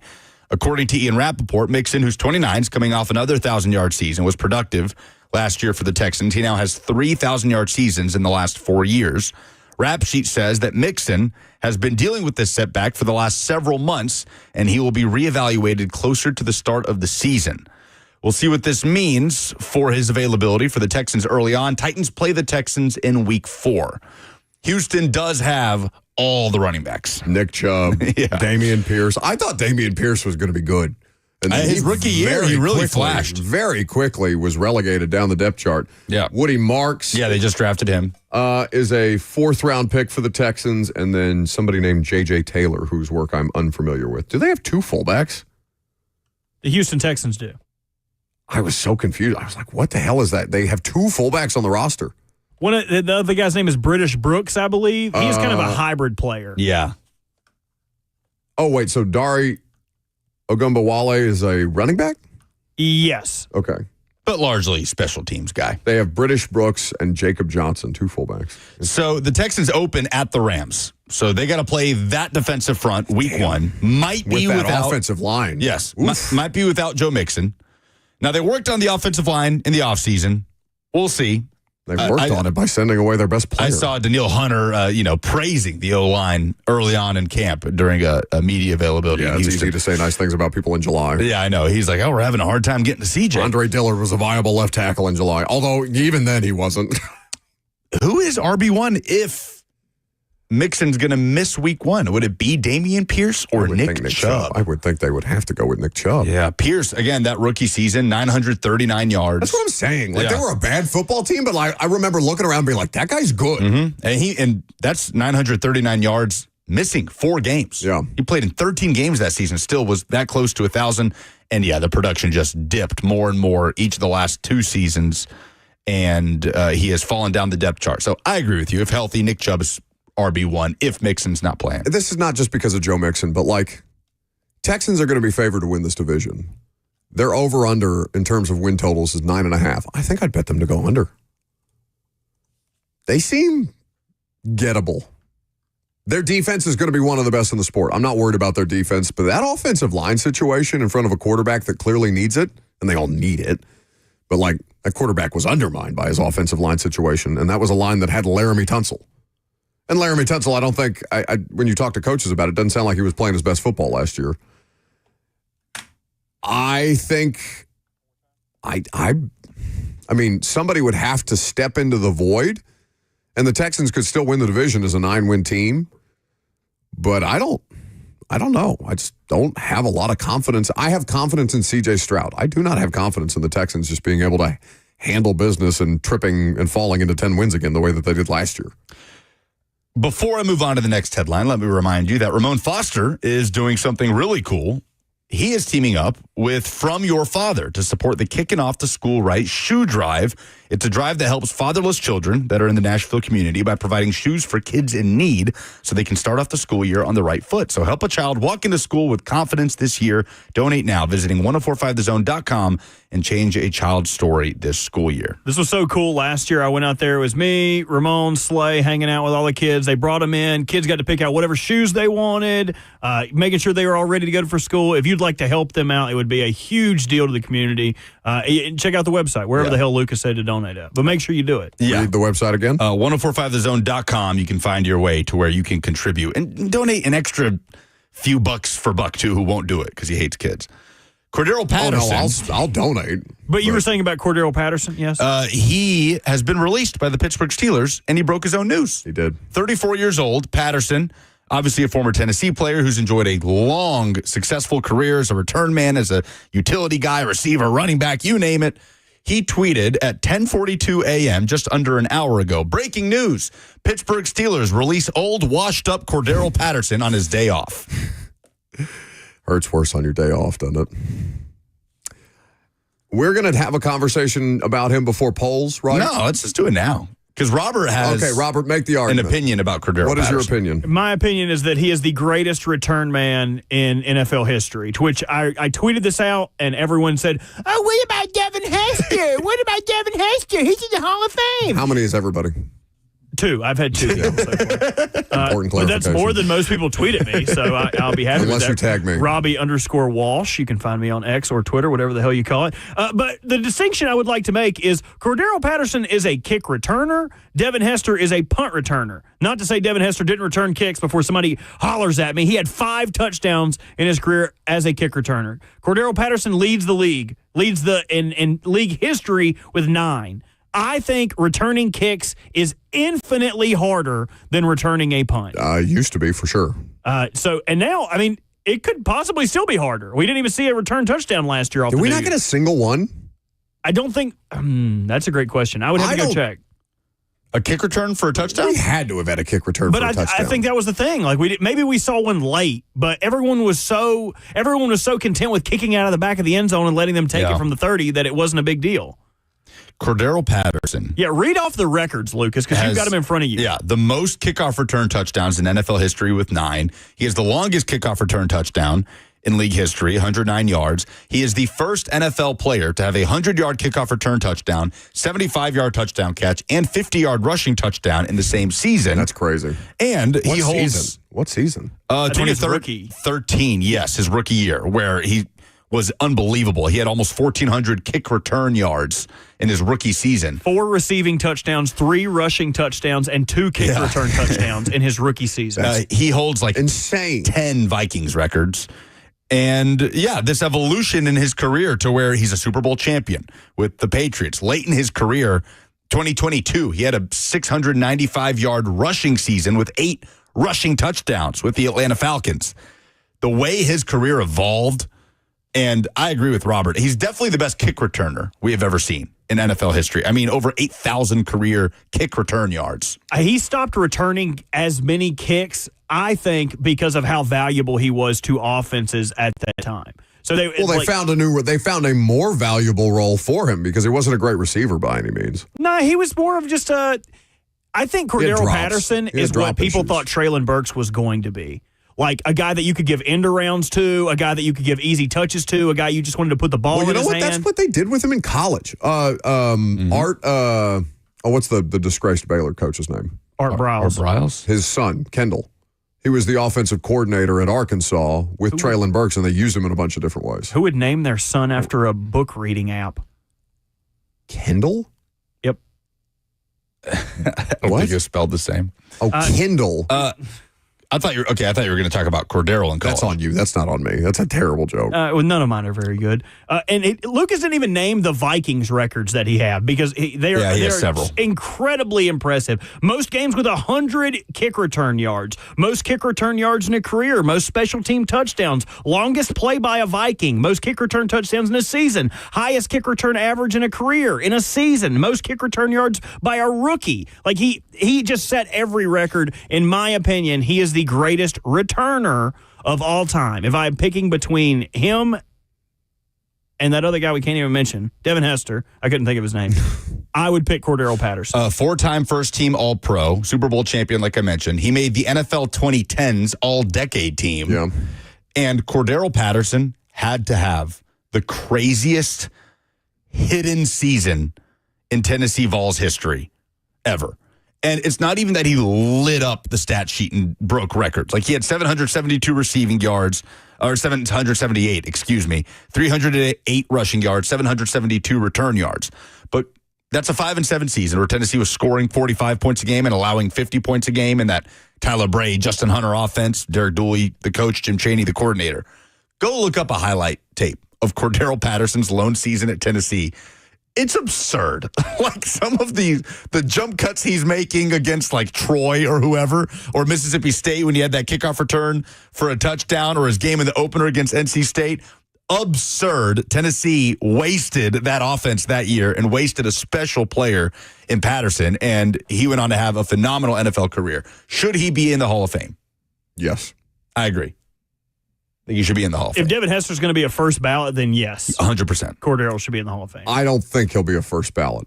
Probably not. It's like the same thing as Ray Guy being the first punter in, and now no other punter has been in ever. So, now that the precedent has been set, I agree with you. He probably will not be. He should be. Championship that Hester didn't have. I think he should be in. That'd be cool. I got a third tweet. 5 kick return touchdowns and 14 punt return touchdowns, including a missed field goal for a touchdown, too. It's better than 9 kick return touchdowns. We can agree to disagree on this one, sir. Well, James, you are getting blocked because I don't let any punks who spread that rhetoric. Diplomatic. Oh, I don't give a. Well, I'm not diplomatic. James at the real Jay Neasy, you're getting blocked, buddy. Have fun never seeing my tweet again. Oh, man. Nobody did before anyway. And nothing was the same after that for James. I need the follows. Cleveland Browns, so we're all in agreement. Cordarrelle should be in the Hall of Fame. Yes. We'll say, he's not retiring. He's just being released by the Steelers. Where else would he end up? Yeah, he's 34 years old. I mean, but that's an interesting. You have to know what you want to do with that player if you're going to bring Cordarrelle Patterson. Cordarrelle Patterson to the Texans.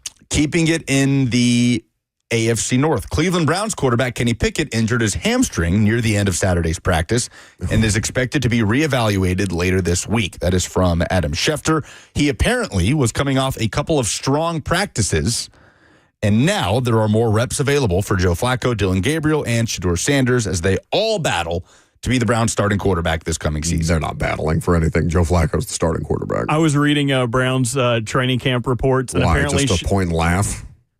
No, either way, don't you worry about what I do in my spare time for fun. Apparently, Shedeur Sanders is the only quarterback in that carousel who has not got to take snaps with the ones yet. And that's something that those beat writers are just like ripping apart. Why shouldn't he get an opportunity to go with the one? Because he's bad. He might get one now. Yeah. All right, you get one. It's a run play. I mean, if he gets cut, people are going to act like it's a surprise. It shouldn't be, right? It's in any other circumstance, it would not be a surprise if the quarterback from Colorado who's drafted in the fifth round got cut. What's Shane Gillis's joke about him? What was his record? 13-12 or something like that. His joke? Almost won the Alamo Bowl. It was very funny. Yeah, he said people want to say he had his number retired because of nepotism. It wasn't nepotism. It was because he went 13-12 and almost won the Alamo Bowl. Yeah, so good. It was better when he did it. Do you think? It was more at Buck than you. I think you actually hurt him. I think you hurt his feelings a little bit. Well, you know what hurt me when I tried on that Brazil jersey that he got me in Brazil. It's the biggest one they had. I look at it. Oh, no, the one he actually got you, not the real one, the XL. No, it wasn't XL. It just says LG. You can't read. I tried it on, and it was skin tight. Cheyenne pulled it off my body, and you heard the...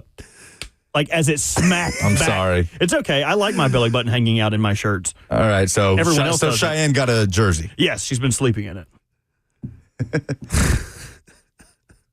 Do we have time There's not that many big people in Brazil. They don't have a lot of XLs. See, that's why I want to go to Japan so I can be the biggest guy there. But now you're telling fatty, me you wouldn't fit in my country. Obesity rates generally down everywhere outside of the U.S. All that meat they eat over there, and you're telling me I'm the fattest guy in Brazil? Yeah. Well, it all goes straight to the backside. So jealous. Wish I could have a Squidward ass like that. Speaking of nepotism, Deion Sanders is giving a press conference at noon today. We'll talk about what he is getting ready to speak on next.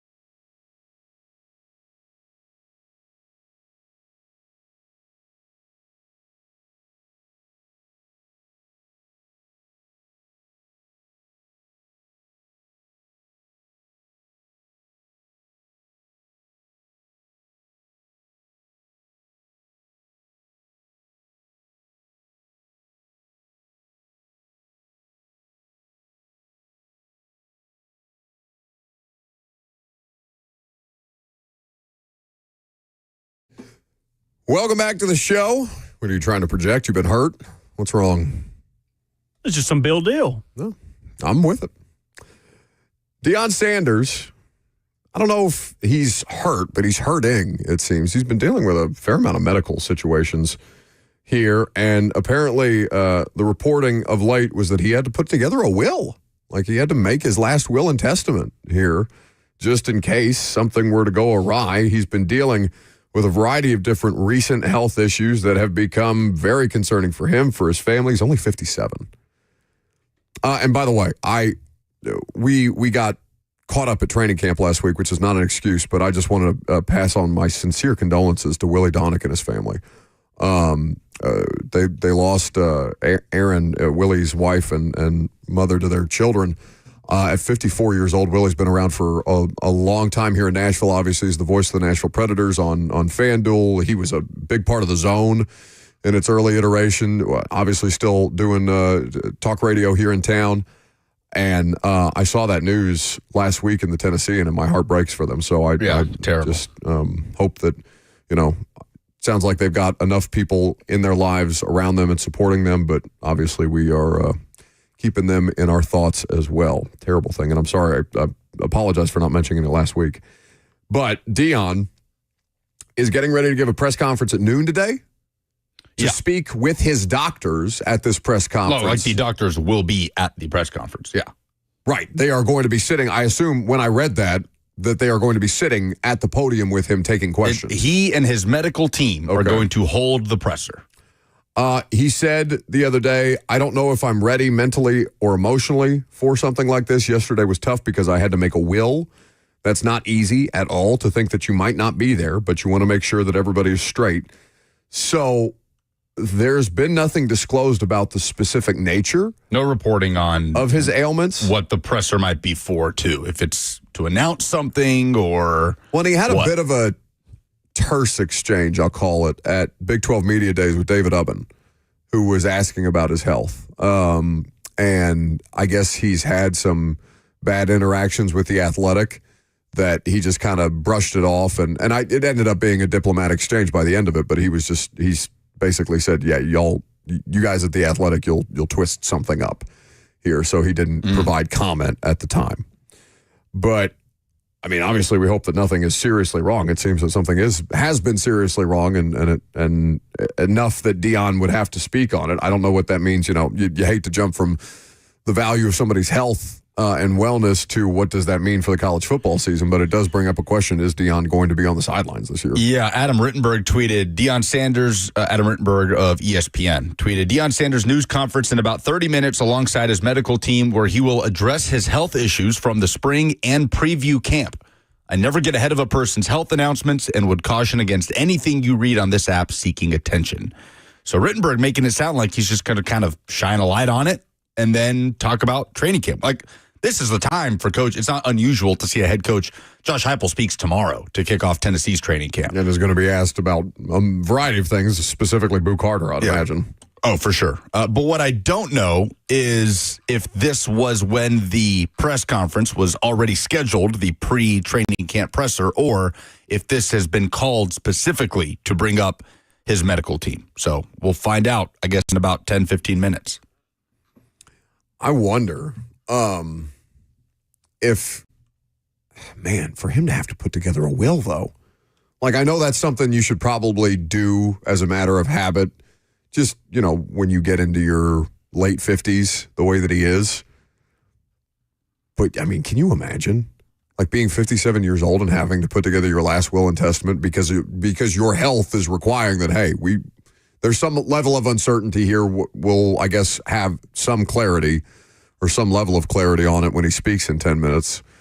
But I don't know. That has to be jarring for everybody involved. You hate that for him and his family. Yeah.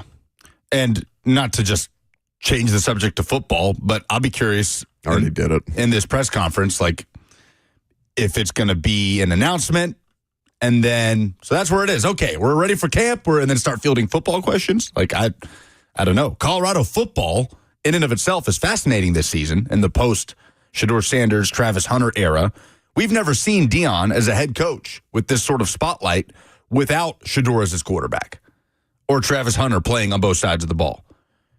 And it's an interesting competition there at the quarterback spot. One of those guys is Caden Salter, the former Tennessee quarterback who was kicked off campus, went to Liberty, and now is at Colorado. VFL, no. VFL, no. You're there for one spring practice and then booted by a new coaching staff. Boo Carter. TBD. TBD. His status for 2025 may determine that. We'll by the way, we didn't make mention of this, that the corresponding move, I don't think it's been made official by the team yet, but Ramel Keaton is signing with the Titans? Yeah, reportedly, which that was reported almost immediately after the Burks news came out, so they had to have worked him out this past week. Keaton was a good player for Tennessee in that 2022 season. He really stepped up in place of Cedric Tillman. When Tillman went down, they didn't really miss a beat. And then in 2023, where he was asked to have a bigger role, drops really plagued him throughout the course of the year. Ended up going undrafted to the Raiders, flashed in the preseason, was on and off the practice squad. And yeah, he is reportedly going to be a Tennessee Titan for the time being. Does Deion get like a grace year? Let's just remove the health part of it from the conversation because we don't know what he's going to say at this press conference. Does Deion Sanders get a grace season at Colorado if they take a step back since Shadour's gone? Because they obviously were a good football. I know Shane Gillis was making jokes about Shadour's collegiate record overall. No, they were in the mix to be in the Big 12 championship game until the very end. And being in the Big 12 championship meant being a win away from the college football playoff. So they were right there in the grand scheme of things. I don't know. I don't know what the expectation will be for Colorado football this year. I think there's a natural step back that you take, losing pillars of the program like that and the best football player in the entire sport in Travis Hunter. But they've also elevated the talent profile of that team in a way that has attracted talent that was highly recruited coming out of high school and maybe started their career at another school. They have a quarterback competition between former highly touted and talented quarterbacks.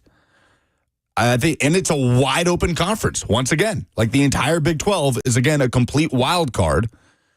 So I think the expectation should be to be back in the mix, to be in the championship game at the very least, given the open nature of this conference. There is no runaway favorite in the Big 12. In fact, let me see who the Big 12 media picked to win the conference. It's projected 6.5 wins over under for Colorado this year without Shadour Sanders and Travis Hunter. It's kind of odd because when you look at the rest of the conference, the teams who have the highest win-loss totals, Kansas State, Texas Tech, Arizona State, all at 8.5.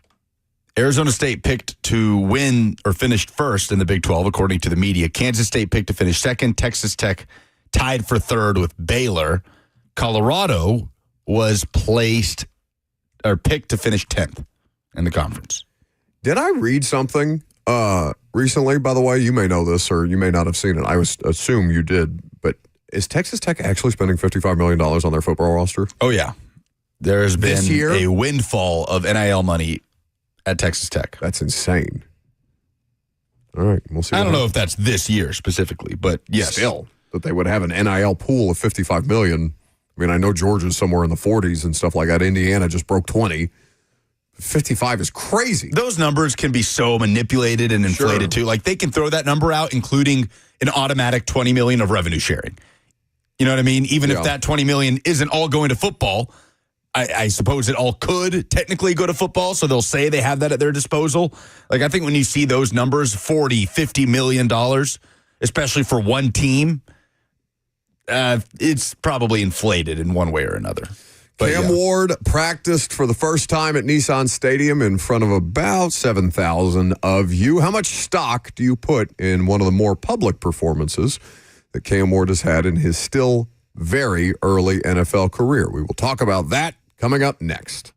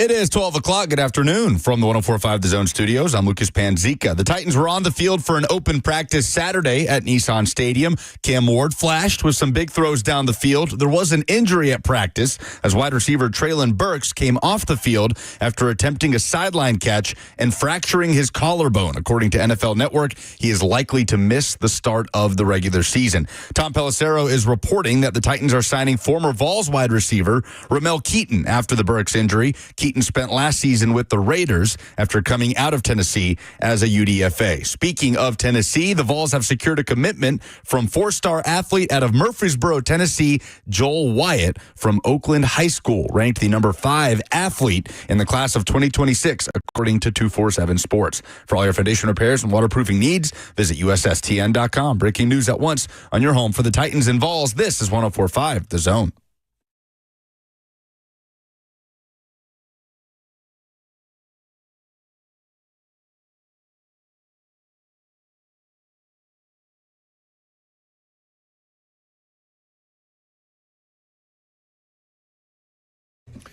How much stock do you put in practice footage?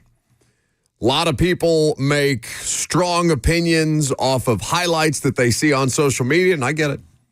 Everybody's starved for football. We are, what? Isn't there a Hall of Fame game this week, if I'm not mistaken? Oh, my goodness, it is this week. There's an NFL football game in quotations. Yeah, listen back Aren't you there. so excited? You get to see Trey Lance. Chargers, Lions.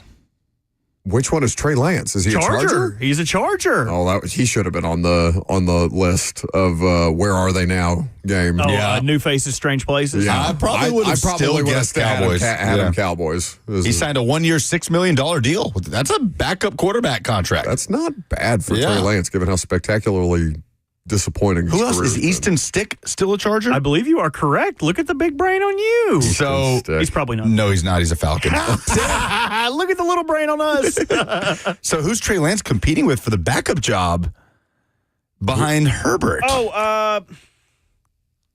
Did they draft some? Oh, raggle fraggle. I hate when this happens. It's on the tip of my tongue, but I don't want to look it up. Well, I'm going to look it up. okay. My point is, practice footage is not something you should be making strong opinions about, one way, positively or negatively. Now, there is going to be excitement that comes with seeing football players. Taylor Heineke. Taylor Heineke Nope. is a Charger. Oh, my. I just really learned who we're going to see in the Hall of Fame game. Guesses. One of the worst college. I just saw it, yeah.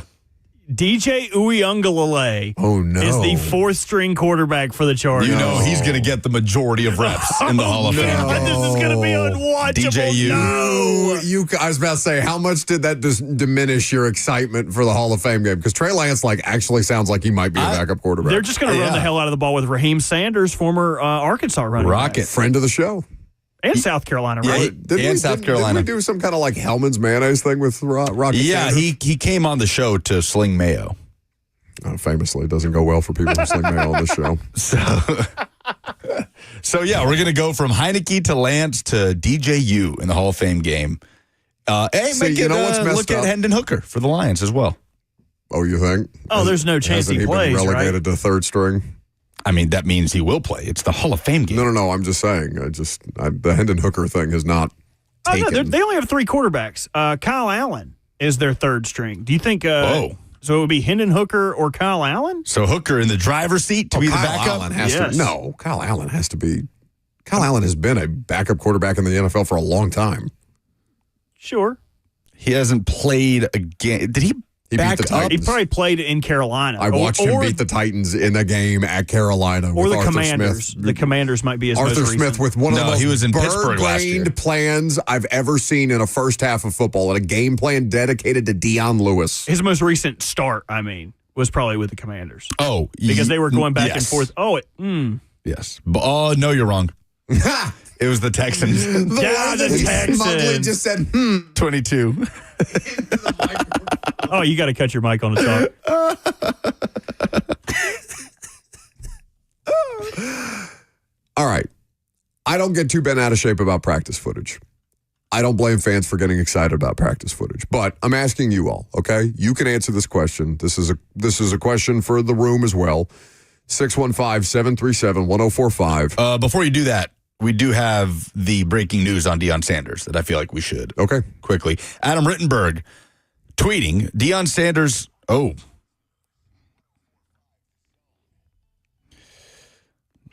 God, I hate that sound. Yeah, especially for this. Deion Sanders' medical team announces he was diagnosed with a cancerous bladder tumor this spring. Rittenberg follows it up and says Sanders had a bladder removal, and his doctor reports he is cured from bladder cancer. Oh, well, that's good. Deion said to the media, "You can clap, it's okay," after announcing the news. Famously, media do not clap at press conferences. At first, very serious and frightening news turned into good news. He is cancer-free. Good. Glad to hear it. How do you remove one's bladder? I'm unfamiliar. Bladder removed. That's what. No, I know, but isn't the bladder a necessary? I don't know. Okay. Going to be any follow-ups? That's crazy. So finding out in the same day, in the same moment, that not only was he diagnosed with cancer, but he is cancer-free in the same statement. That's such a media thing to not be. They kept it. I mean, they really kept it under wraps. Yeah. No, I mean, it's impressive that they were able to keep a lid on something like that, because that's obviously a significant enough story if he's talking about having to make a will. Okay, But so here's what great news happens for Deion. when you get your bladder removed. A small piece of the small intestine is used to create a tube that collects urine from the kidneys and directs it into an external bag. So he's got a colostomy bag. Yes, but colostomy bags are usually for... Defecation. Yes, so Okay. a pee bag. Pee bag. Whatever, as long as it's not cancer. He does not have cancer. It has been removed.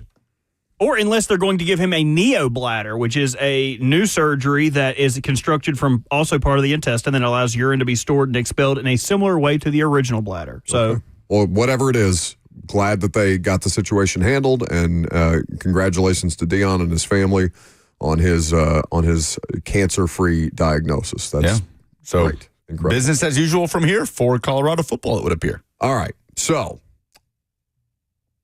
no way to gracefully transition back into Cam Ward stock, or Cam Ward, how much you put into Cam Ward practice stock at this point in time.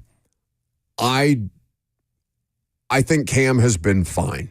Like, I every time I go somewhere or talk to somebody about something, it feels like people run out of things to talk to me about, so they ask me about football, and that's cool. But it's always, how's Cam look? I'm like, he's fine.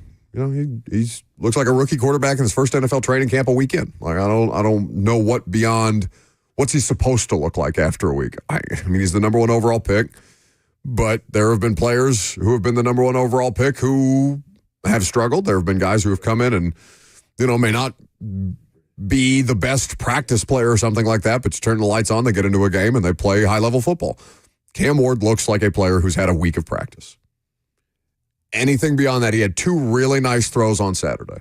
They're probably the best throws we've seen him make in 3 practices. The Lockett throw, I think, for sure. It's the best throw I've seen him make since he has worn a Titans uniform. It's a throw I haven't seen a Titans quarterback make in quite some time. Fair enough. But again, no real pass rush. That play sounded like, or looked like, he got it off cleanly. Were you in the booth or on the sideline for that? I was in the booth for both the Lockett play and the Ridley touchdown that got everybody excited. I appreciate how, Ramon did that job on the sidelines for Titans radio last year, because it is damn hard to watch football from the sideline. And be able and to Ramon's see, breaking it down. No, I he's know. given X's and O's analysis from the sideline. It's tough, man. I often wonder. I'm down to the sideline. I'm like, how do coaches coach from here? Well, they have people in the box. I understand, Yeah. but just coaches before the time of headsets. How? How could you coach a football team without a headset from this angle? Wing T, run right. We have a little bit of clarity on the Raiders' Christian Wilkins situation. Would you guys like to know? About the dancing around the situation? We can do this Cam Ward. There's been a million different things in this segment. We can do the Cam Ward thing in the next segment. Would you like to hear from Adam Yes. Schefter? People inside the locker room. I think what everybody's dancing around and tiptoeing around is the fact that when you speak to people there inside the locker room, they say that Christian playfully went to kiss a teammate on top of his head, and those same people said that player took offense to it. So that's what everybody's been dancing around and tap dancing around, an incident in the locker room where he allegedly playfully kissed a teammate on top of his head. That teammate felt offended by it. And that's what a lot of this talk and speculation that people have just been floating around out there is about. Okay, so. Oh, hold on a second. What about, I thought we were talking about a foot injury here. I thought we were talking about a refusal to get surgery. No, but there's another story alleging that, because Christian Wilkins, I brought up the fact that he famously oil checks people. Like, he does that during football games. That's the dude after Clemson won the national championship was doing like the bouncing splits. Yeah. That everybody was like, oh, this boy's zesty.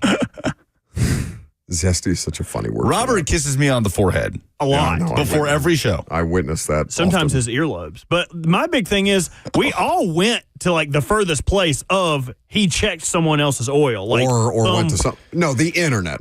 The internet took it and I ran also with went it. that far because he has historically done it on the football field. Yeah, but it's different if you're sticking your fingers up your. Okay, hold on. I don't know. How many times have I also you guys have never just like poked your buddy's butt to be like, or like bend over and you poke him in the butt? You've never done that? If I did that to Lucas, I'd be scared I wouldn't get my finger back. God. Like helping a cow give birth. It's like, I lost my watch. You got to put on one of those gloves, those little like shoulder length gloves. I 100% expected this dude to have like touched someone inappropriately in a joking manner. Definitely not kissing them on the forehead. And hey, great lift, buddy. He's like, oh, what the hell? Dude, hey, you want a box for those leftovers? Come I was here. about to say, the idea of a football player being homophobic is so funny to me because, like, a football locker room is one of the gayest places in America. Like, the behavior in there is ridiculous. All right. I'm so confused. I thought this was an injury thing. Like, No, what does this have to do with anything? Because Schefter is addressing the speculation that there were additional reasons that they didn't want Christian Wilkins in the locker room. And the internet took that and ran with it and started alleging things, to extremes, as Twitter tends to do. And Schefter, being a journalist, followed up and said he made a teammate. Well, I mean, you just heard the audio. Apparently, he made somebody uncomfortable because he forehead kissed him. Robert would never do well in an NFL locker room like that. I think I would be in a locker room that would support my habits. I do just fine in this locker room. As a head coach, Robert would be concerned about his locker room if there wasn't forehead kissing Robert happening would, between instead teammates. of a handshake line, how like Vrabel would stand outside the locker room, handshakes for everybody coming back in the locker room. Robert would be forehead kissing kisses. all the players. Yes, come here. Good game. Good game. Good game. Good game. No lips. Just like instead of a butterfly no kiss. lips. What? No, instead of a butterfly kiss, like with your nose, like it's Butterfly just kisses are eyelashes. Eskimo kisses are your nose. okay. Whatever, Mr. Kiss expert. Just because you've kissed a bunch of people, I think you know all the kisses. In my line, it would be mustache kisses. We would just rub our mustaches on each other. I don't like what you're alleging about my promiscuity. Rude. We mustache kissed this week. Who did? Me and you at L.A. Jackson on the rooftop. What does that mean? Mustache kiss? We rubbed our mustaches. That definitely did not happen.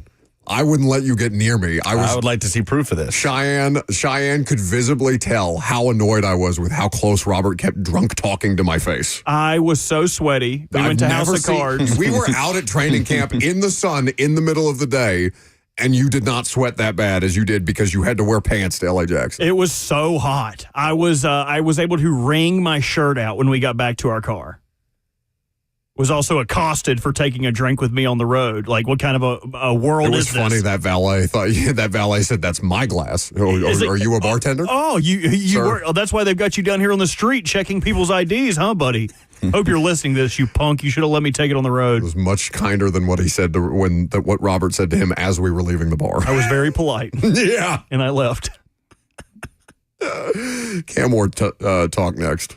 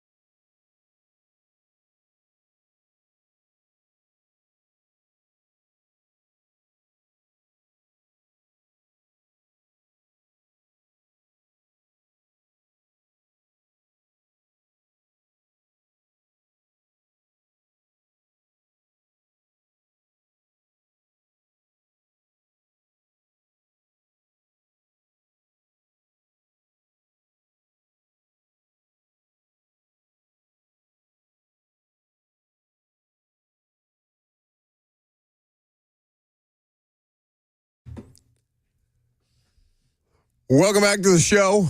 Fueled by Hattie B's Hot Chicken. Really? Did we need the full lead up for Smooth Criminal? Yes. Thought it added something. Did you? Nailed it. Nobody, no single human can tell you the lyrics to this song apart from the chorus. Give it a shot, Buck. Go ahead. Pick it up right here after this. Oh, man. Everybody knows this part. Come on, you didn't even know that? I had to listen. The two of you keep talking. I can't hear it. But the verses, nobody could. You can't even listen and repeat the words. You can't. It's Probably impossible. not. Anyway, we're not here to recite Smooth Criminal for you. We are here to wish associate producer for the Buck Rising Show, Vincent Love, a happy birthday. Is Stephen A. back there? Hold on. There's. Where you I forgot about the Stephen I don't A. care part. There's a few here. Apparently, a lot of people have birthdays on July 28th because we mentioned V-Love, our guy. It is Will Bowling's birthday today.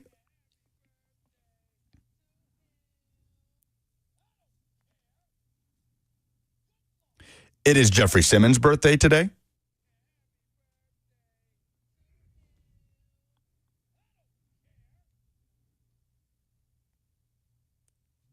Oh, really? What happened? I don't know. No good luck for Jeffrey Simmons, apparently. It's Stephen A. And it is. People are going to put that on me. That was you. You're the one that hits the buttons. I just make sure they're turned up. I want buttons in here. I would be a menace with the buttons. It is Nashville SC striker Sam Surridge's birthday today. Oh. Jesus. I know, right? I don't know. There's some. Good luck to Sam. There's some effery back there. Co-leader in MLS and goals scored alongside Lionel Messi. And it was my mother's birthday on Saturday. Oh, lovely. Well, she doesn't get Stephen A? No Stephen A. for Mama Malene. Panzik. Oh, she only gets the I don't care? Man. We had to mix it up a little Hurtful. bit.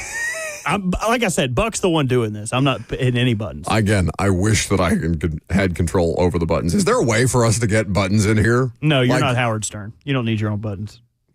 Disappointing. Lucas went to the open stadium practice with Titans Radio, and I obviously was there, so we did a quick couple of minutes with Xavier Restrepo, who we're probably not going to have on at training camp, but we felt it was a good opportunity to cover a story that probably would not get time during the week on the show. So let's hear from Xavier Restrepo after the Titans open stadium practice with me and Lucas. We're here with Titans rookie wide receiver Xavier Restrepo after the Nissan Stadium back-together weekend practice. Xavier he made the full 360 around the stadium. Somebody even handed you a kid to sign. Did you sign a child or just take a picture? I signed his bib, but I mean, it's amazing to see all these fans. You know, not even a true season game, not even a preseason game, it was a practice.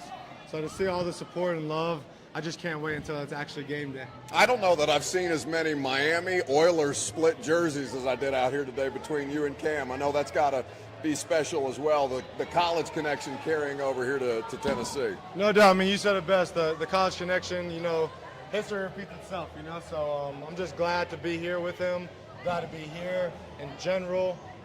Coach Borgonzi, you know, Coach Cali, just giving me the opportunity, just super blessed for it all. What are you more worried about dropping, your first training camp pass in the NFL or when somebody hands you their baby? I don't drop anything, so I think they're both being good Fair hands. enough. That's perfect. I got to say, Cam, at no point is he too high, is he too low. I don't think I've seen him even chest bump anybody during his time here so far. What's the most fired up you've ever seen Cam Ward? The comeback drive of Cal game last year. Just to fight through the adversity that we did and, you know, finally overcome the obstacle and not almost do it, actually doing it. He was super hyped about that. Is that the most dramatic game you played in college? That Cal game was ridiculous. It was. I'll definitely say that's definitely the most dramatic game we played in. For you, you know, obviously competition ongoing. It's just the first week at camp, but how have you liked the energy, the pace that you guys collectively have brought?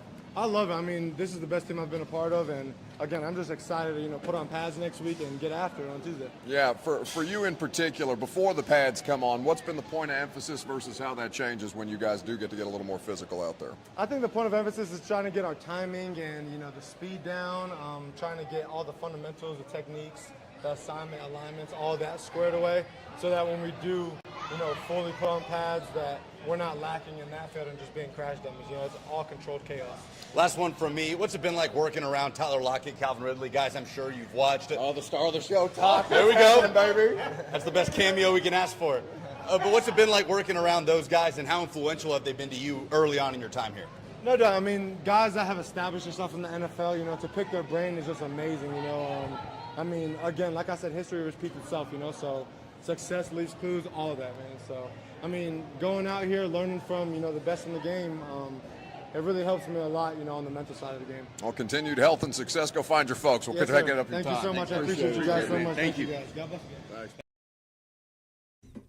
So that is Titans wide receiver, UDFA, Xavier Restrepo, who, like we said, made the full 360 around Nissan Stadium. I don't think he signed everybody's stuff, but he took a beat. He'd, dap up a couple of kids and then go on, sign a few autographs and keep making the rounds. He wanted to make sure that he talked or that he got as many people as humanly possible. There was one Miami fan who was kind of holding him hostage a little bit. He said, "I want a picture with you and Cam." Yeah, and Xavier tried to get Cam. But he was one of a million voices going, Cam. Also, there's nothing that we can do to stop children from screaming at players while they are trying to get their attention, but it has to stop. It's the worst. The Ridley thing. Don't act like you weren't annoyed. Don't act like it was just me. Known hater of kids, Buck Rising. I mean, that's fine. I caught him trying to dip his hand into the bucket that Ramon is putting together to benefit kids, fatherless children for the upcoming school year. Like the Home Alone sticky bandit? Yeah, like I got him trying to take money out because he wants those kids to have even less resources is how much he hates kids. So no, it doesn't bother me. It's just disappointing. I offset my dislike of children by donating to Save the Children. Sure. Yeah, you balance. It's important. Give over your tax returns. Let's see how much money you gave to charitable donation. Oh, you don't want my tax returns. It would make you sad. And I'm already sad. Anyway. Is mom's money taxable? That's pretty funny. I thought that was just something you could just get I transferred. had to think about it for a second. Like, what? Do you remember that game, that Cal game that Xavier referenced? It was a ridiculous It was game. awesome. That was one of the few that I got a chance to watch live because it was a late night game. It was at Cal, if I remember correctly, and I was on the road somewhere. I was watching it in my hotel room. I can't remember which road game it was. But I just, you could not look away. It was as dramatic because he threw a couple interceptions, if I remember correctly. Yep. Early on in that game and then had to dig himself out. But the comeback He was threw one pick. spectacular. He had one. He might have had a fumble. Just the one? All right. No fumbles. Just the one interception. They were down 25 in the second half of that game. Outscored Cal 21-3 in the fourth quarter. Well, and there was some officiating nonsense that I think may have robbed Cal of an opportunity to hold on to that win. But that was the game that Reese Davis called with no voice because Game Day was out there and Game Day was on the air at the same time as always, like early morning Eastern time, and did a West Coast game that kicked off at like 8:39 Eastern time.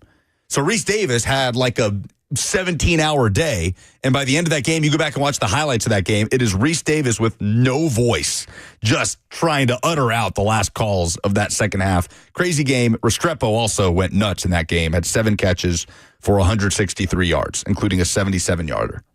Somebody on YouTube says, all that dismissing Restrepo, yet using him for clicks, typical. I mean, Lucas, was that your idea to talk to Restrepo? I couldn't remember. I mean, I think we both just kind of, who do we want to talk to today? That's not somebody that we would ask to have on the radio show at camp. And it's not no disrespect to Xavier. It's just, that's a better quick 3 to 5 minute hitter as opposed to that. But yeah, I have no problem talking to somebody who's trying to make a roster, even if I don't think he's going to make the roster. I do have the text that you sent to the group. Hey, do you guys want to have Xavier Restrepo on? I think we could definitely use his name to get us lots of clicks and retweets. Ha, ha, ha, ha, ha, ha. In asterisk, one of those evil voice. Menacing emojis, one of those devilish-looking emojis. Yes. Yeah. That's what you said. That sounds about right. I'll release my tax returns if you release your text messages to me. Coming up. You want to play that game? That's okay. So, the competition with the wide receivers does at least get a little more intriguing, although I honestly don't think it does. I think that Traylon Burks, unfortunate for him and unfortunate for his family and Traylon Burks' continued aspirations to try and make it in the NFL, despite his body continually failing him, a fractured collarbone on Saturday. I think that it makes the wide receiver math significantly less complicated. I just don't think Restrepo, there's nothing about Restrepo yet. Maybe something happens as we continue on through training camp. Maybe he earns more reps. Right now, he's almost exclusively catching passes from Tim Boyle. Yeah, I have not seen him lining up in team drills with any quarterback that is not Tim Boyle. Doesn't mean it hasn't happened, but I haven't seen it yet. And because they have a practice today, Xavier Restrepo could be getting reps with another unit. But yeah, they'll be in pads tomorrow too when we see them. What I'll tell you, and we were talking, we had a kind of a Titans media dinner thing last night. We were talking about this amongst ourselves, and I think it was Tehran that brought up the idea of he's just kind of gotten lost in the shuffle. Like there's nothing there that really differentiates him from anybody else at the position. That's an observation from reporters, though, so there could be things in the meeting room. Once the special teams element comes into play, comes more into play. Callahan said that the returner, they have no idea who their returners are right now because they need pads on to be able to determine that. A lot of different special teams elements of that. Feels like he would have to win the punt return job to make it on. That's the quickest path to the roster for him right now. Why can't he just be upgraded to, or an upgraded Mason Kinsey? And I'm not that I'm trying to run Mason off or anything like that, but why can't he just be the next one? And that'd be fine. Like, he's a UDFA wide receiver for a reason. Yeah, I mean, I think you see him. I think he's a guy that you are less likely to keep around on the practice squad than Mason Kinsey. So from that to the Cam Ward discussion that we were having earlier, the amount of stock that you put in training camp practice highlights. Did you notice that Daniel Jeremiah had some camp observations from the Titans that, again, at this Titans media dinner got brought up because it was a lot of obvious stuff that if you've been paying attention to them. But he, dropped into camp for a day, made the observations that he had. I know. I've got my eyebrows raised. The first one. Do you? First one. What? Your eyebrow raising instead of me? Read the first one. All right, let me pull up the exact tweet. Why am I not? Okay, there's move the steps. I'll read it. No, I got it. Couple nuggets from Titans camp today. Just the first one. Oh. Go on. Read it. Cam Ward is at the facility every day at 5:30 watching tape. I thought it was 5. What's going on here? He's already won the organization and won over the organization in the locker room. Yeah, no kidding. They drafted him. Yeah, I believe that. I don't want to get after Daniel Jeremiah. Like, the guy drops in for a day, he makes the observation that he makes, and then he goes on to the next training camp. That's not a DJ thing. But so it's getting later? It's getting later. I'm just saying. I thought he was the greatest quarterback in the world because he showed up at 5 a.m. It was 5. Now it's 5:30. Oh, no. Fraud. Either way. This is why I think that stuff is so stupid. Like, who cares what time he shows up to work? The idea of Titans fans falling, oh my God, he shows up at 5 a.m. But now it's 5:30. Well, but I will say, it's better that he is than not. Sure. You know what I mean? Do you remember watching? I don't care what time he gets to work as long as he works hard. Remember watching Hard Knocks, the Browns Hard Knocks, when Baker was a rookie? I do. Don't bleep, I got a lozenge. Is that the O-line coach? No, the O-line coach was the one going, and his belly would move. His whole that belly. was Wait, do it. Who is No, stand up and do it. It's a great radio bit. I'm gonna have to talk to HR about that. I want to see if you still have the same movement. You're just very supple, is all I mean. Nope. Blaine knows him pretty well. The guy who was like, "Hey, coach, you need a lozenge." No, bleep, I got a lozenge. Wait, is it Greg Williams? Greg Williams. Yeah. No, I just remember that, whatever you're getting ready to mention, I just remember Todd Haley and Greg Williams basically, I almost would say, actively campaigning to take Hugh Jackson's job. Yeah, it was actually a fascinating... very public, the way that they were trying to undermine this man. It was actually a fascinating Hard Knocks. But I just remember the one clip of Hugh Jackson kind of pulling Baker over after a practice, maybe before a practice at one point, and talking to him about, when'd you get here today? And Baker, I can't remember what he told him. Like, I don't know, it's so-and-so time. He's like, okay, because, Terod got here at he said the time. He's like, Baker's like, yeah, well, he gets here. He kind of does his own little workout for practice. And he was like, well, where's your own little workout? What about you? And Baker just didn't have an answer. He was just kind of speechless. Whatever happened to old Boker Mayfield? You think he actually slipped up, or you think that's just the way that he'd been pronouncing Baker Mayfield's name his entire life? Is it not Boker? What a dumb name that would be. Boker. He started calling him Boker after Tennessee lost to Oklahoma. He's going to Boca Raton this week.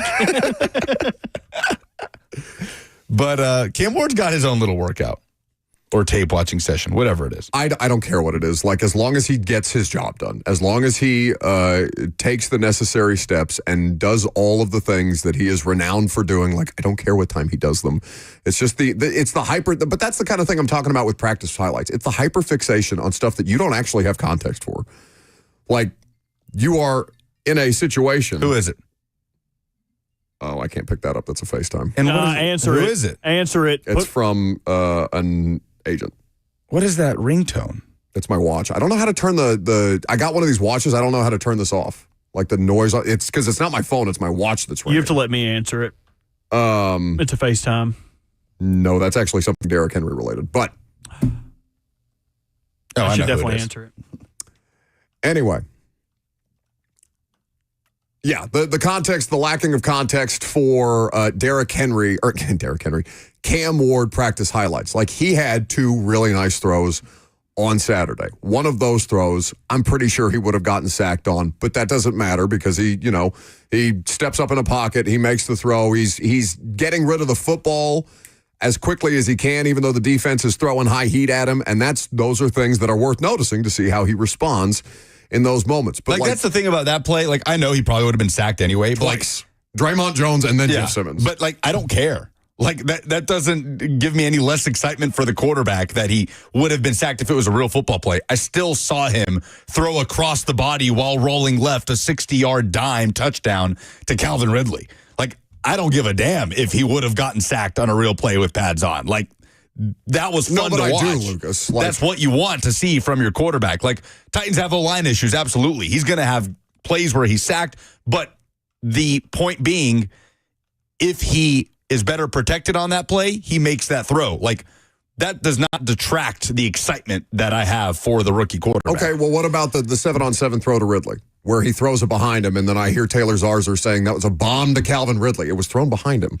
It was a bomb. It was a little underthrown. Yeah, like it should be in an NFL game that gets intercepted. In a game like that, that's a pick. Yeah, like that's a throw that, like, Calvin caught it. It was a deep ball and kind of got run out of bounds. Where that throw should be a touchdown, should be leading him, and then there's nobody in front of him. Calvin Ridley has to stop. He had to come back for it a little bit. The defender. I don't know who the defensive back was in coverage. By the way, terrible job by the defensive back, because a professional athlete should be able to intercept that ball, because it's just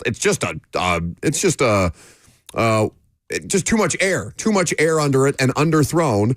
And Calvin Ridley has to slow down, does come down with the ball, and then takes off because Calvin Ridley's faster than the other guy. But like that kind of stuff, that's not it is a bomb because it physically went far, but not far enough to hit the wide receiver in stride and throw a touchdown pass. That's the kind of stuff that I think bothers me about training camp highlights. I don't think it actually makes people smarter. In fact, I think it makes us dumber. All right, last call for phone calls. If you got them, 615-737-1045 is the number. If you want to jump in on Buck Rising, it's 1045 The Zone.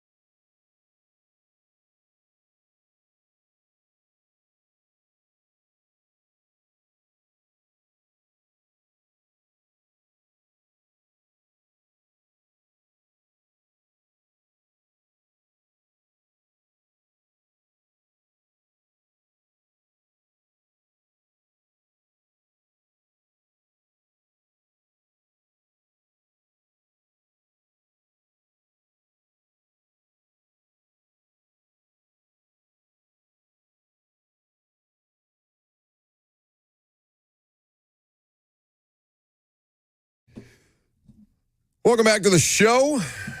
Fueled by Hattie B's Hot Chicken. Robert has been lusting after Arby's today because Sophie Cunningham thirst trapped his timeline with thoughts of, what is it, a beef and cheddar sandwich? Beef, you have to say the N. It's not beef and cheddar. It is beef and cheddar. Beef and cheddar? Beef and cheddar, yes. I would love to watch you order one of these. Can I get a beef and cheddar, please? Yeah, it would be not in my wheelhouse. But we're not going to take Robert to lunch, or maybe Lucas can win lunch if he guesses the trivia question correctly.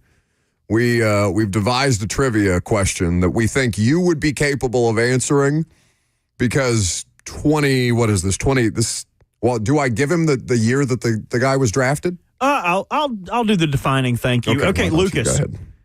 Only three players from the University of Miami have been drafted by the Tennessee Titans. Titans era. Yeah, so not the Oilers. Yeah, Everyone's going to be like, oh, this guy, Frank McDougal, got drafted anyway. Anyway. You want me to name the players? Three players. Two of them have been drafted in the last 2 years. So it would be pretty easy for you to say, oh, Cam Ward, James Williams. Colin McCarthy. Damn. The linebacker. That boy good. Would that have been 2010? 11. Fourth round. Jarrell Casey's draft. 109th overall. Look at you. I remember. Colin McCarthy is a crazy pull. I remember Colin McCarthy. Middle of the Titans defense. He might have led the team in tackles for like a season. He was only there for 2. Yeah, I know. I remember, high school me being very surprised. High school me being, the young Titans fan that thought everybody we drafted was going to be good, 54 solo tackles as a rookie. Never hit those heights again. But, decent enough career. Played 3 years in the league.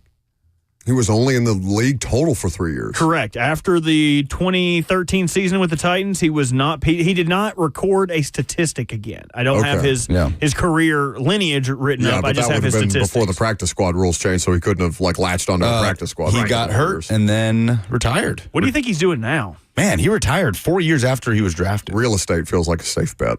He does have a real estate face. No, he does not. He does. A real estate face. I thought you said agency. I was going to... I think he was a decent prospect, but Miami was not that. Like the Miami team he was drafted from was not a good team, if I remember correctly. Those were starting to peter out because that was after the Nevin Shapiro stuff had come down. Yeah, this is 09 season would have been his last year at Miami. It is crazy though that or 10 season, 2010. What is it? 28 years Titans era, 28, 29 years. Looks like he's coaching high school football. Nice. Oh, that's nice. I think somebody points out in the chat that he might have had a string of concussions that cost him his playing career. You want to get him on the show? Unfortunate. Respectfully, I'll send him a DM right now. Who was the head coach of the Miami team that Colin McCarthy played for? It's not Al Golden. It would have been It would have been before. Pre-Al Golden. Randy Shannon. Oh, one of the worst Miami coaches. He actually got fired that season, and Golden took over the next year. Al Golden was there that long ago? That's crazy, by the way, that Al Golden is the defensive coordinator for the Bengals. I remember him wearing a tie. He always wore a tie on the sideline of Miami. Way too long of a tie. So it's the opposite of the Robert Walsh. Was that funny for you?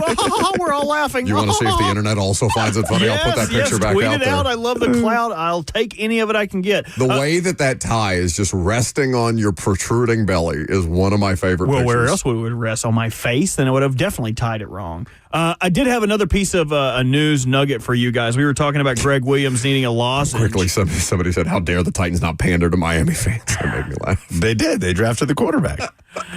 We were talking about Greg Williams. Vols fans continue to get their faces spat in. They can't draft a quarterback from Tennessee. They got to take one from Miami. Shameful. Go ahead, Bert. We were talking about Greg Williams and lozenges. Williams.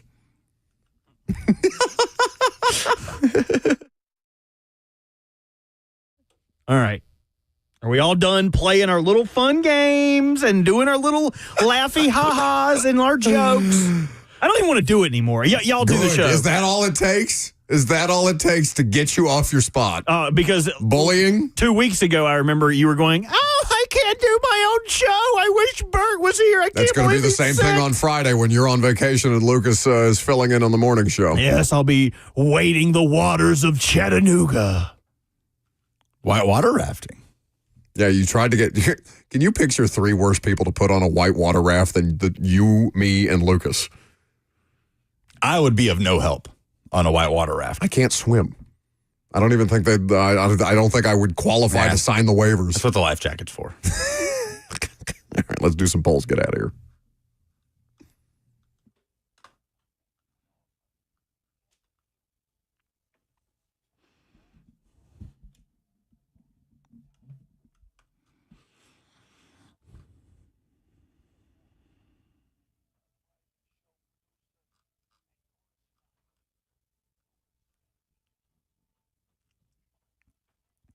By the way, do we need to update that imaging? Because I've been referring to you as a co-host, but if you're still relegated to the role of producer, I'm happy to denigrate you as such. If anybody wants to do the work on updating it, I'm not going to do it. Okay. Polls are presented by Two Rivers Ford, the South's most trusted Ford dealer. What did you learn through the first week of Titans training camp? Scoob says we might actually win some games this year. Brett says the ghost of John Robinson might finally be gone. Brian says, I've seen enough. Titans will win the division. Kenneth says James Williams already has a more solid hold on the second linebacker spot than anyone else. They're giving him more reps. That's probably the closest thing that He's probably the favorite right now to win that job. I would say they're at least going to give him as much opportunity as humanly possible. I imagine he'll be able to solidify that more when we get to preseason games, which are right around the corner. Will Traylon Burks be on the active roster at any point this season? 88.4% are going no. I mean, by percentage chance, he's more likely to end up on the roster. I just don't think that they should do it. I know that kind of robs him of an opportunity to earn more money for himself somewhere else, but I mean, the best case scenario for the Titans is when Burks recovers from the clavicle injury, that there's not much room for him on the depth chart. That's the best case scenario, that your young players are stepping up. Because you're not going to the Calvin Ridley connection is good. Yeah, that's the best case. You're not going to cut Bryce Oliver to bring Traylon Burks back. Right. Will Xavier Restrepo make the team? Yes or no? 73.2% say yes, he will. Make the team, if you count practice squad, No, I think. Make the team, I think, should be assumed the 53. I think people are either they don't care because he came in with Cam Ward and they're just assuming that Cam Ward's buddy's going to make the roster, but there's nothing about Xavier Restrepo that's differentiated him from the pack right now. Not yet. And they've got pads on, so we'll see starting tomorrow. Did you enjoy Happy Gilmore 2? 76.8% reasonable people. Oh, it updated. 74% say yes, they did. Thank you, Liam Neeson. 26% said no. Curmudgeons, I assume. Just sit back and enjoy it. Just shut up and laugh. I thought about it last night, and then I decided I'd rather just go to sleep. It was good. Travis Kelce was funny, too. No, he wasn't. Oh, I liked him. I thought he was good. Nah, he was pretty bad. Is that the only cameo you didn't like? That and who's the female producer that Cheyenne listens to? Or the female podcaster, Alex. She's dating Braxton Berrios. Alex Earl. Alex Earl. Who's this? Get her out of there. Alex Earl It was is the blonde very, girl. very famous TikTok person because you don't have TikTok. We need to work on the definition of famous. She is pretty famous. She is super famous. We are in an era where there are so many famous She was people in that Happy nobody's Gilmore, heard too. of. She's pretty That's famous. true. She's literally in Happy Gilmore, too. Yep. But this TikTok era, there's so many famous people that most people have never heard of. You're just old. Like Aiden Ross. Who knows who Aiden Ross is? The guy that asked Bert at the zoo if we were working for Aiden Ross. And I said yes. I did not know who that was. I still don't. Those are the polls. Excellent. That's the show. Prime time tonight. Blaine and Zach coming up next. If you didn't get in with us, they'd be happy to talk to you about all things Titans, Cam Ward, and everything else that they're going to get to later this afternoon. I'll see you at 7.